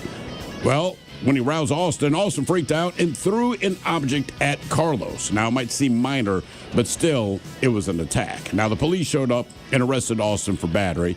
It would normally be a misdemeanor, but he had a previous battery conviction on his record, so it was upgraded to a felony. Officers also found a small amount of cocaine on him, so he also got hit with possession of a controlled substance, and he's facing up to 5 years in prison. The question is, what did he hit the man with? Did he hit him with his used tissue? Did he hit him with a used Band-Aid? Did he hit him with a packet of ketchup? Or did he hit him with a fully wrapped cheeseburger? What was the last one? A fully wrapped cheeseburger. You said Florida. That is correct, sir. Thrill, what are you thinking? Well, I know He the knows answer, the answer. so I'm not going to tell you, but well played, sir. Well played.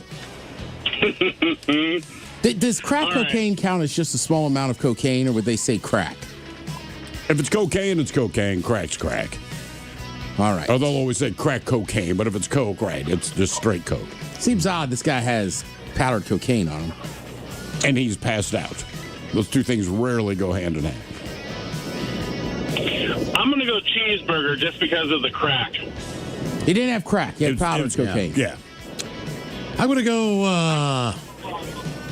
go used Band-Aid. Ooh, all right. I'm going used tissue. Used tissue. Yeah, because if the guy was upset that he got hit with a tissue, I'm guessing there was blood in it. It had to be blood. I was just thinking snot, but you know. All right. Well, he's doing coke and he's living on the street. Well, that's fair. That's fair. What did he throw this guy? Used tissue, a used Band-Aid, a packet of ketchup, or a cheeseburger? We'll find out next. That was a tease. You are listening to the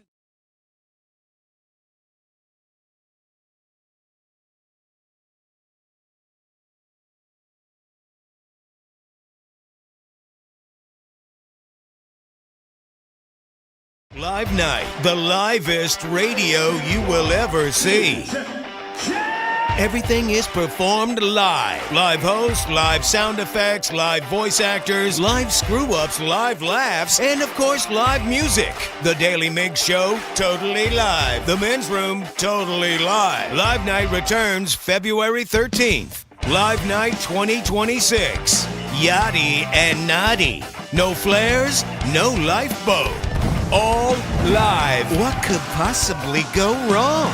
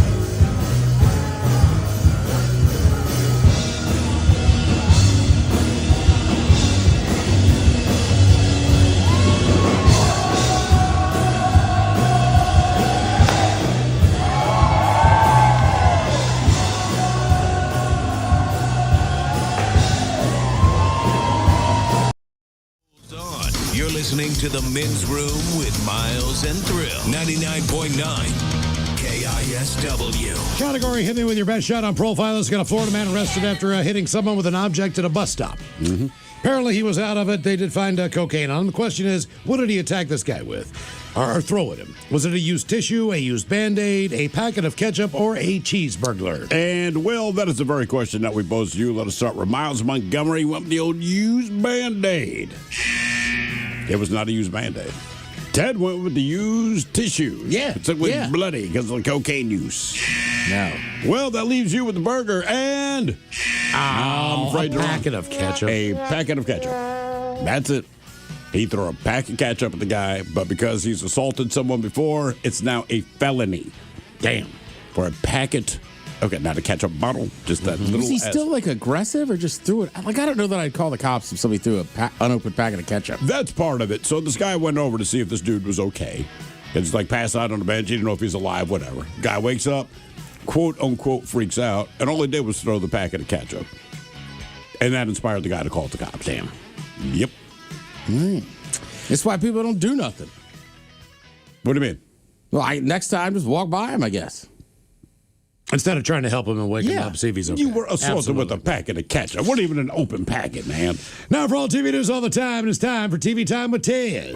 And now, because your pathetic life is confined to countless hours in front of a talking box, the Men's Room presents TV Time with Ted.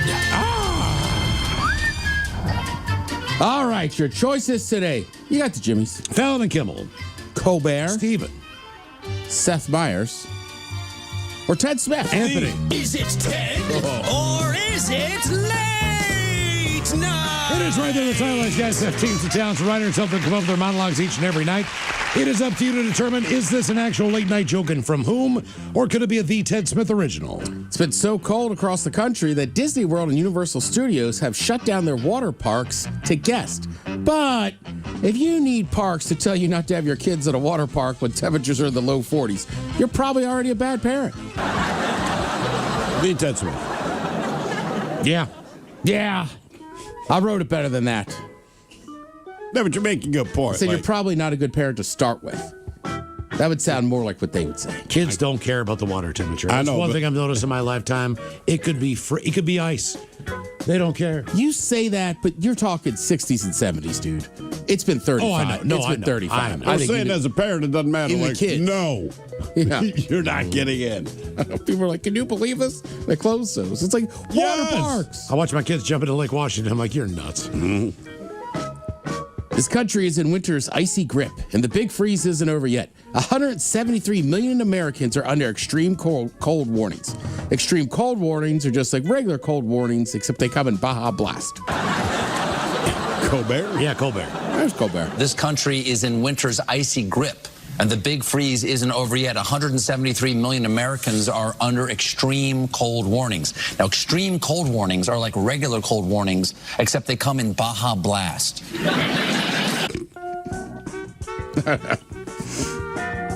A class action lawsuit is being paid out because Siri listened to customers' conversations. People are like, I feel so violated. Then went back to their therapy session with ChatGPT. What's face? Fallon. Yeah, I'll say Fallon. Fallon. And we'll get this, a class action settlement is now being paid out to iPhone users who claim Siri eavesdropped on their conversations. Ooh. People were like, I feel so violated, and then went back to their therapy session with ChatGPT. It's like, You put a giant microphone in your house and you're shocked that it's listening to you. Okay. Correct. I turn off the microphone on my podcast setup when I don't use it. I mean, look, man, what was it like? What's his face? The computer's not even on. Facebook dude, Zuckerberg. What was it, like 5 years ago? There's a picture of him doing whatever. Oh, with tape over stuff. Yeah, tape over the microphone and the camera. I'm like, if he does not trust it, why would you? Taco Bell has a new Hidden Valley Diablo Ranch sauce, which combines ranch with their Diablo hot sauce. So now the bathroom is for anyone but customers. Seth. Yeah, Seth Meyers. That's Seth Meyers. Taco Bell has unveiled a new Hidden Valley Diablo Ranch sauce, which combines ranch with its Diablo hot sauce. So now the bathroom is for anyone but customers. There's a lot of stuff going on in this country, but like, that's too extreme. What, Diablo and ranch? The point of the ranch is to cool off your hot mouth. Sure. Why make the ranch spicy? It's a little bit of both, Ted. See, I'm down with the idea. Me too. What do you think about is Chili's TGI Fridays? Keep talking about the cheeseburger that is then served in hot cheese. I think it's Applebee's. Is it Applebee's? Yeah. It's too much. Yeah, you already got it. And look, I love cheese. I love cheese, man. But like, you already got a cheeseburger. Look. No, hang on. What? You're getting away. The point of the ranch is to cool off the spiciness. So what is the point of the ranch Did now you to have put spice in it? Did you have the Buffalo Ranch at McDonald's? Limited time only? No. Fantastic. But look, some people It was just like so ranch good. for the taste. I know you have the delicate palate there when it comes to the spicy. But like when I dip my wings in ranch, it's not to cool it down. It's just because It's the tastes flavor good. combination. I mean, and you're right. It serves as per. Don't get upset. Do not get upset. I just think, like, no, look, I'm looking at your I face. fathom how it works, and some of the buffalo sauce gets in your ranch. Right. Does make a little combo, but ideally, the ranch was served with them to cool them down. If you could get a shot, if you could go to the doctor and they'd say, Ted, we can give you a shot and spicy food will not bother you anymore, would you do it? Oh, well, sure. Okay. Then I you'd still be all wouldn't about eat spicy But ranch. you want to. I bet you would. I think you're just mad because you can't eat it. I'm mad about a lot of stuff. I think Yeah. you're lying. I think you'd eat the F out of that. I just think we're going too far, See, man. But the cheeseburger served in a bowl of more cheese, that's okay. With food in my world, I can eat whatever I want. Now, if I like it or not is different, but I can sure eat it. I can sure give it a try. You can't even get in there. I got those spicy Doritos. I thought you were going to kill me. They were pretty spicy, man. Be honest with you. I had to do it on New Year's Day. And one buddy was like, I got chips in my house. I said, do you have anything not spicy this time? Those delicious jalapeno Tims. Yeah. God, those are good. There's so many things you can't. Are those too much for you, the jalapeno? And also, too, whenever they come out with new flavors, it's always on the hot end. Like it's never some No alternative one thing. introduces a flavor that dials it down. Well, It's nothing always for like- you. Like not honey mustard. Right, like thing. Cheetos. It's like, hey, we got fiery Cheeto, or what do they call it? What are the, yeah, Like no, flaming Cheetos. Yeah, flaming Cheetos. Why don't you make like an extra Cheeto with like an egregious amount of Cheeto? Or like white. That's what I would buy. like white cheddar or something different, something in your palate. Yeah. That's why you're mad. just saying. Well, speaking of food, Have you ever had a buffalo sauce cheese? Yes. Where they put the buffalo sauce in the cheese and it's kind of like marble looking. Brother, seriously. It's got like the orange lines going through. all right, I'll try it. I was going to say, don't kid yourself out of that one, brother. Take the pain. You can do that. Do you guys ever eat something hot and then kind of go, Yeah, every once in a while. right? But you're not choking. No, it's just the heat. But it seems like you're choking. So we have the Heimlich maneuver to thank from Happy Days. Say what now? It's called a transition, Mike. Just happened. Good job, Ted. No, speaking of food. Well, I said we were talking about food. Then I got right, you guys to just be like, choking. I'm choking. All Yeah. right. So Dr. Heimlich, Brilliant. the guy that played Potsy. Oh, yeah. Oh, Ralph. No, that's Anson Ralph the- Williams. So there was Ralph Thank you. Malph and Potsy. That's right. Yeah. He You know was he got second Ralph Malph. cousins with Dr. Heimlich, though he's referred to him as an uncle. After the Heimlich was invented in 1974, Williams used his Hollywood connections to get Dr. Heimlich on the Merv Griffin show, where he demonstrated it for millions of people. So basically, That is a big deal. I did not realize it was that quote unquote new of a maneuver. What? It was during the Happy Days. How many people died before he came Yeah, up but with that? Ted, you've actually done this. Because it's food. Typically, when you're doing the Heimlich, someone's choking on food. We've been eating, for 10,000 years, as long as we've been around. So only in 1974, like, hey, I think I finally figured Mike, you something out. took first aid and life saving in Boy Scouts. You never had to save anyone's life with a Heimlich. Ted, you've done it twice. These are facts. yeah, I mean, I guess you're right. I mean, the one time I saved that child, to me, I had having done Maybe she'll it, come up to you when she graduates, like, thank you, Ted. having I've been done it looking for once you. before. You saved my life. It did seem that shocking, but then like the guy I was with, he was like, "Man, how did you know?" And I was like, "Well, the kid was clearly choking," and he's like, "I was frozen." And I was like, "All right, Watch Happy Days. yeah." So anyhow, that's the whole story. Cut the Happy hot dog Day. up, Dad. God damn it. Hey, what can I say? There's firemen and there's Ted Smith. We're out here saving lives. None of them wearing capes. Step back, everyone. I've got this. I'm Ted Smith. I've done the Heimlich twice. Yeah. You know, it was This will be my invented third in time. 1974. You know, when you get a third time, you get a medal. Do you remember Potsy from Happy Days? Yeah. I feel like I should have gotten a free mozzarella stick. That kid was choking on a mozzarella stick. They didn't hook you up at all. Actually, I should say that. I like that The place. Triple Crown of Heimlich goes to the Ted Smith. I hope I never have to do it again. But you read stories. You know where you will. People die in restaurants choking, and it's like nobody in there knows how to do it. I mean, No, I think they do. Do you know self Heimlich? I believe with a chair. That's correct. You What do you guys do? still think I'm... Last time I looked. Yeah. What do you do? Like you put a chair in and your you lean it, and diaphragm. you stick it in your diaphragm, and you just try to jam it as much as you can. Okay. Underneath your ribcage. The last time I was somewhat worried about something I was choking on, I just pulled the trigger and got it out. What do you mean, pull the trigger? Put your finger in your throat. Oh, you put your finger back there. Yeah. Would you poke it down or pull it out? It just made me puke. Oh, I got you. Yeah. Right. And then I just stuff it down into your gut or force it out of your mouth. I don't want to waste this. Yeah, it tastes too good. I might die or I would eat it. The worst thing is, it was a little gel or like a tab that you devolves of ashwagandha or whatever. I know what you're talking. It's like a root that's supposed to be good, make your brain happy. Yeah, it's an Aaron Rodgers thing. No, he drinks ayahuasca. Ayahuasca. That's So what different. is this? It's another root. Is this an Jesus Instagram Christ. ad that you buy? No, well, Mushroom coffee.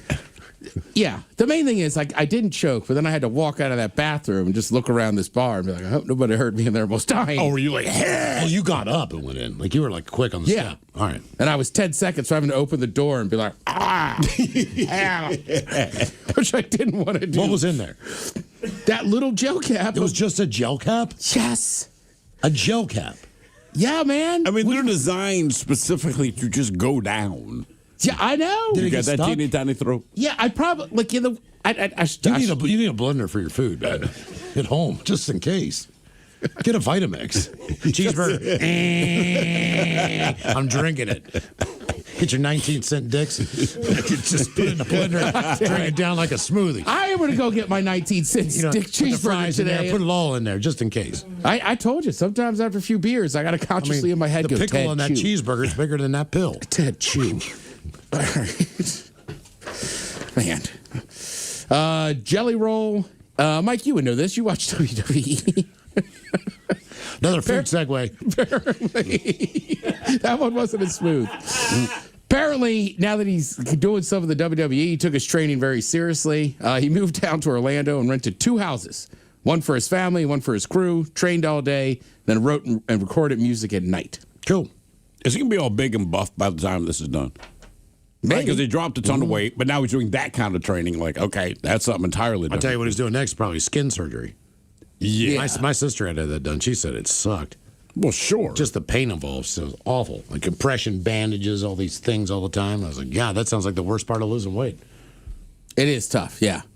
Well, I mean, I've heard it looks super painful. And the crazy thing is like that's the last cosmetic thing you'd want to get rid of. But it's not cosmetic. It should be medical because you had a medical condition where you needed to lose the weight. Now you have this. But But hey, I they consider agree. that medical. They consider that cosmetic. Yeah, it's ridiculous out there, man. Let's see. You gonna watch something tonight? Hey, watch a little of The Masked Singer. You never know who's in there, Mike. Thank you, Tim. We appreciate it. You're listening to The Men's Room. The year of the horse is here.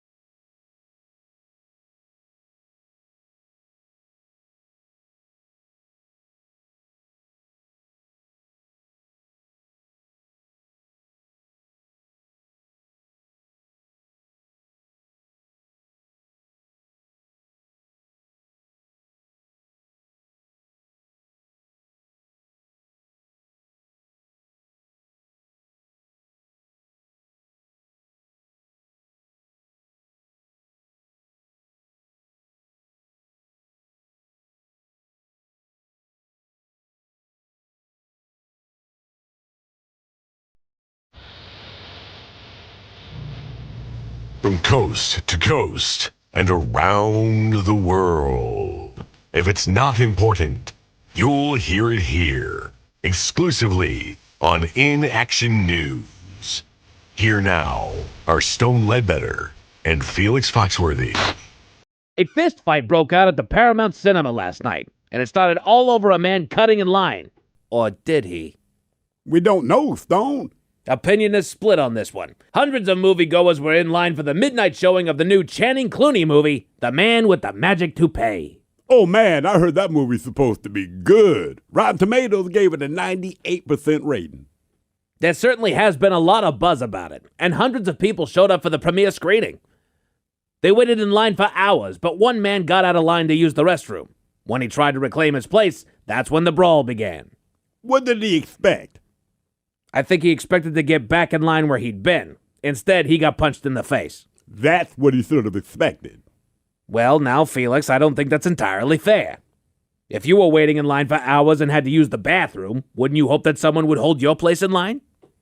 I wouldn't get out of line if I'd already been there for hours, man. Even if you had to use the restroom? Know your situation, Playboy. If you know you're going to be in line for a long time, you got to wear a diaper, man. A diaper? Yes, Stone, a diaper. I always wear a diaper if I know I'm going to be somewhere for a long time. You actually wear a diaper? If I know I'm going to be stuck in a long line. Last year, the big Black Friday sale at the mall. Got there at 3:30 a.m. Was the third person in line. Knew the store didn't open until 8. Wore a diaper, man. Pooped twice, peed once, didn't lose my place in line. You soiled yourself waiting in line for a Black Friday sale. That is correct. And as a result, I managed to get one of the last 2 Power Guy action figures for my nephew. Long line at the security checkpoint in the airport at Thanksgiving.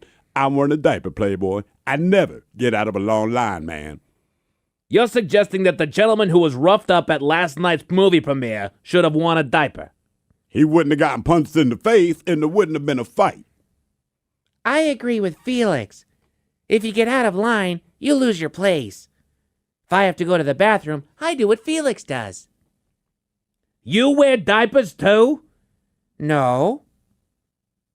You don't wear diapers? No. So you're telling me that you soil yourself with no diaper on? Yeah, if I'm in a really long line. 2 years ago, we had a family reunion at Disney World. We had to wait in line for hours for every ride. And you soiled yourself with no diaper? A couple of times, yeah. I couldn't wait to change my underwear. It was like the time I was a bridesmaid at my sister's wedding. It was a Catholic wedding, and Catholic weddings are really, really long. You soiled yourself at a wedding? Twice. You've soiled yourself at 2 weddings? No, I soiled myself twice at the one wedding. See, that's dedication right there, Playboy. No, that's disgusting. Yeah, but dedicated too. Well, my father always used to say, it's better to be pissed off than pissed on. He ain't wrong. The people at the movie premiere were pissed off. I suppose you're right. And that's what led to our top story, a fight at the Paramount Cinema last night at the premiere of The Man with the Magic Toupee. We will be back next hour.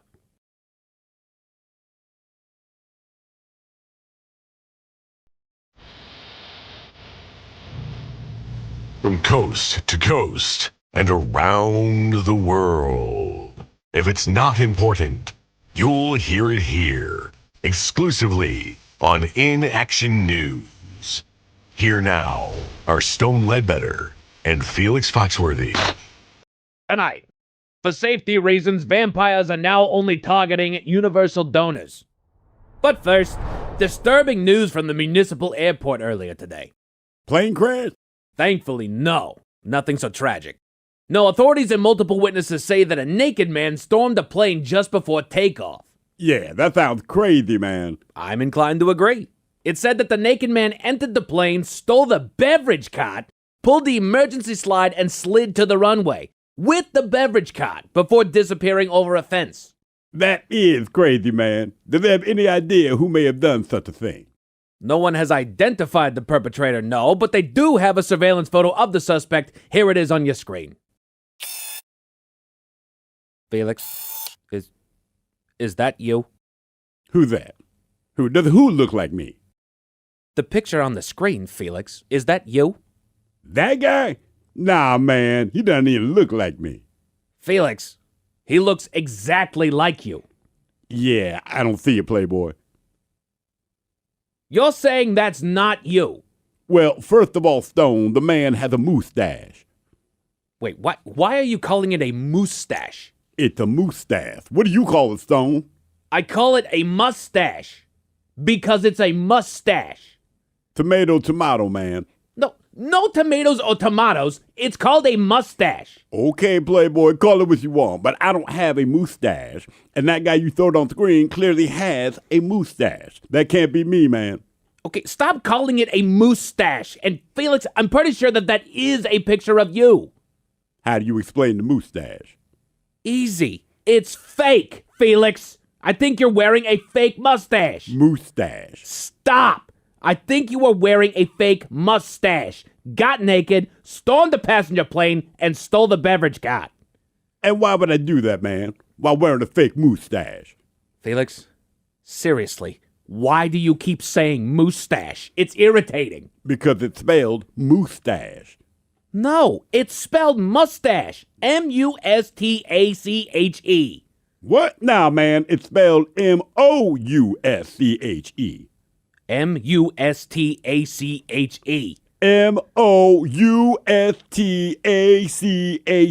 man. Guys, according to Google, quote, Now, let's see what's happening in the real world. All right, here we go. A retirement home in Germany wakes up to an American soldier wearing no pants. Yeah. To Florida, where a homeowner finds a 9-foot boa constrictor hiding in his plants. Meanwhile, an Orlando teen carjacks a woman so he could go see his grandma. A man in India wanted to go to medical school, so he chops off one of his paws. And a kid in England breaks 2 Guinness World Records playing pool before turning the age of 3. It is time for your headlines. Now, it's time to hit the headlines. Here's my cock. Our top story, we go to India, where medical school is very, very important. A young man in the country had a dream of becoming a doctor and making his family proud. Unfortunately, he wasn't able to best his competition and failed the school admissions test twice. But he wasn't ready to give up just yet. Local police are getting involved after the young man came back to the school attempting to gain admission through their disability quota. As luck would have it, following his failure of the test, his brother had reported to police that the student was a victim of an assault by an unknown assailant who amputated his foot. To get disability to go to the school. A short investigation found evidence contrary to his story of being attacked and is now being accused of removing his own foot to gain entry into the school, though nobody really knows if there's any legal action that can be taken against him. I mean, the school can just deny him. Pretty much. I get that. That's how you get. It's like, look, I'm not here to learn anything. Or, let me rephrase that. I am not mentally equipped to pass your test to get in, so I'm going to chop off my foot to get in. Exactly. That's stupid all the way around. Under the disability quota. Jesus, man.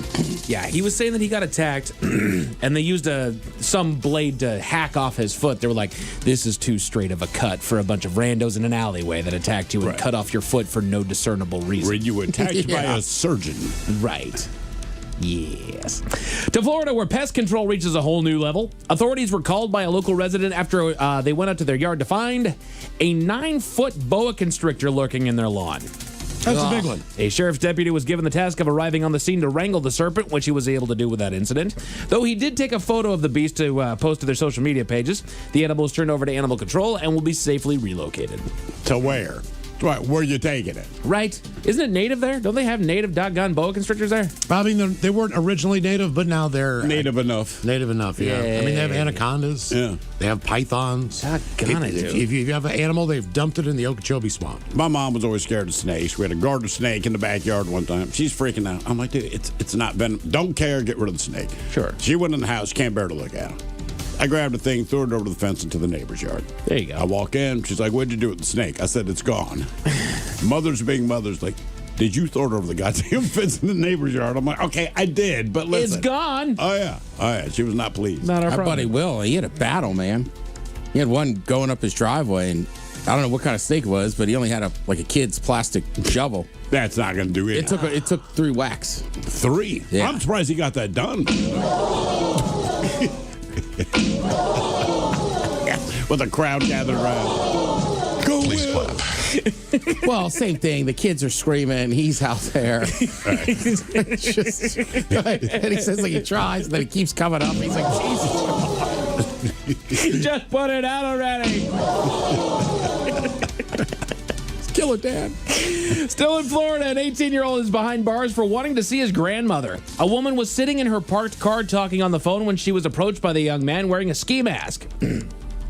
He held her at gunpoint, apologizing for the intrusion, but insisting that he had to take her car as he was trying to see his grandma. The victim attempted to get him to his grandmother's home by another means, even going so far as to offer him a ride, but he insisted that would not work. He has to steal the car. Eventually, she caved, relinquishing her car to the thief, who promised to bring it back before zooming off.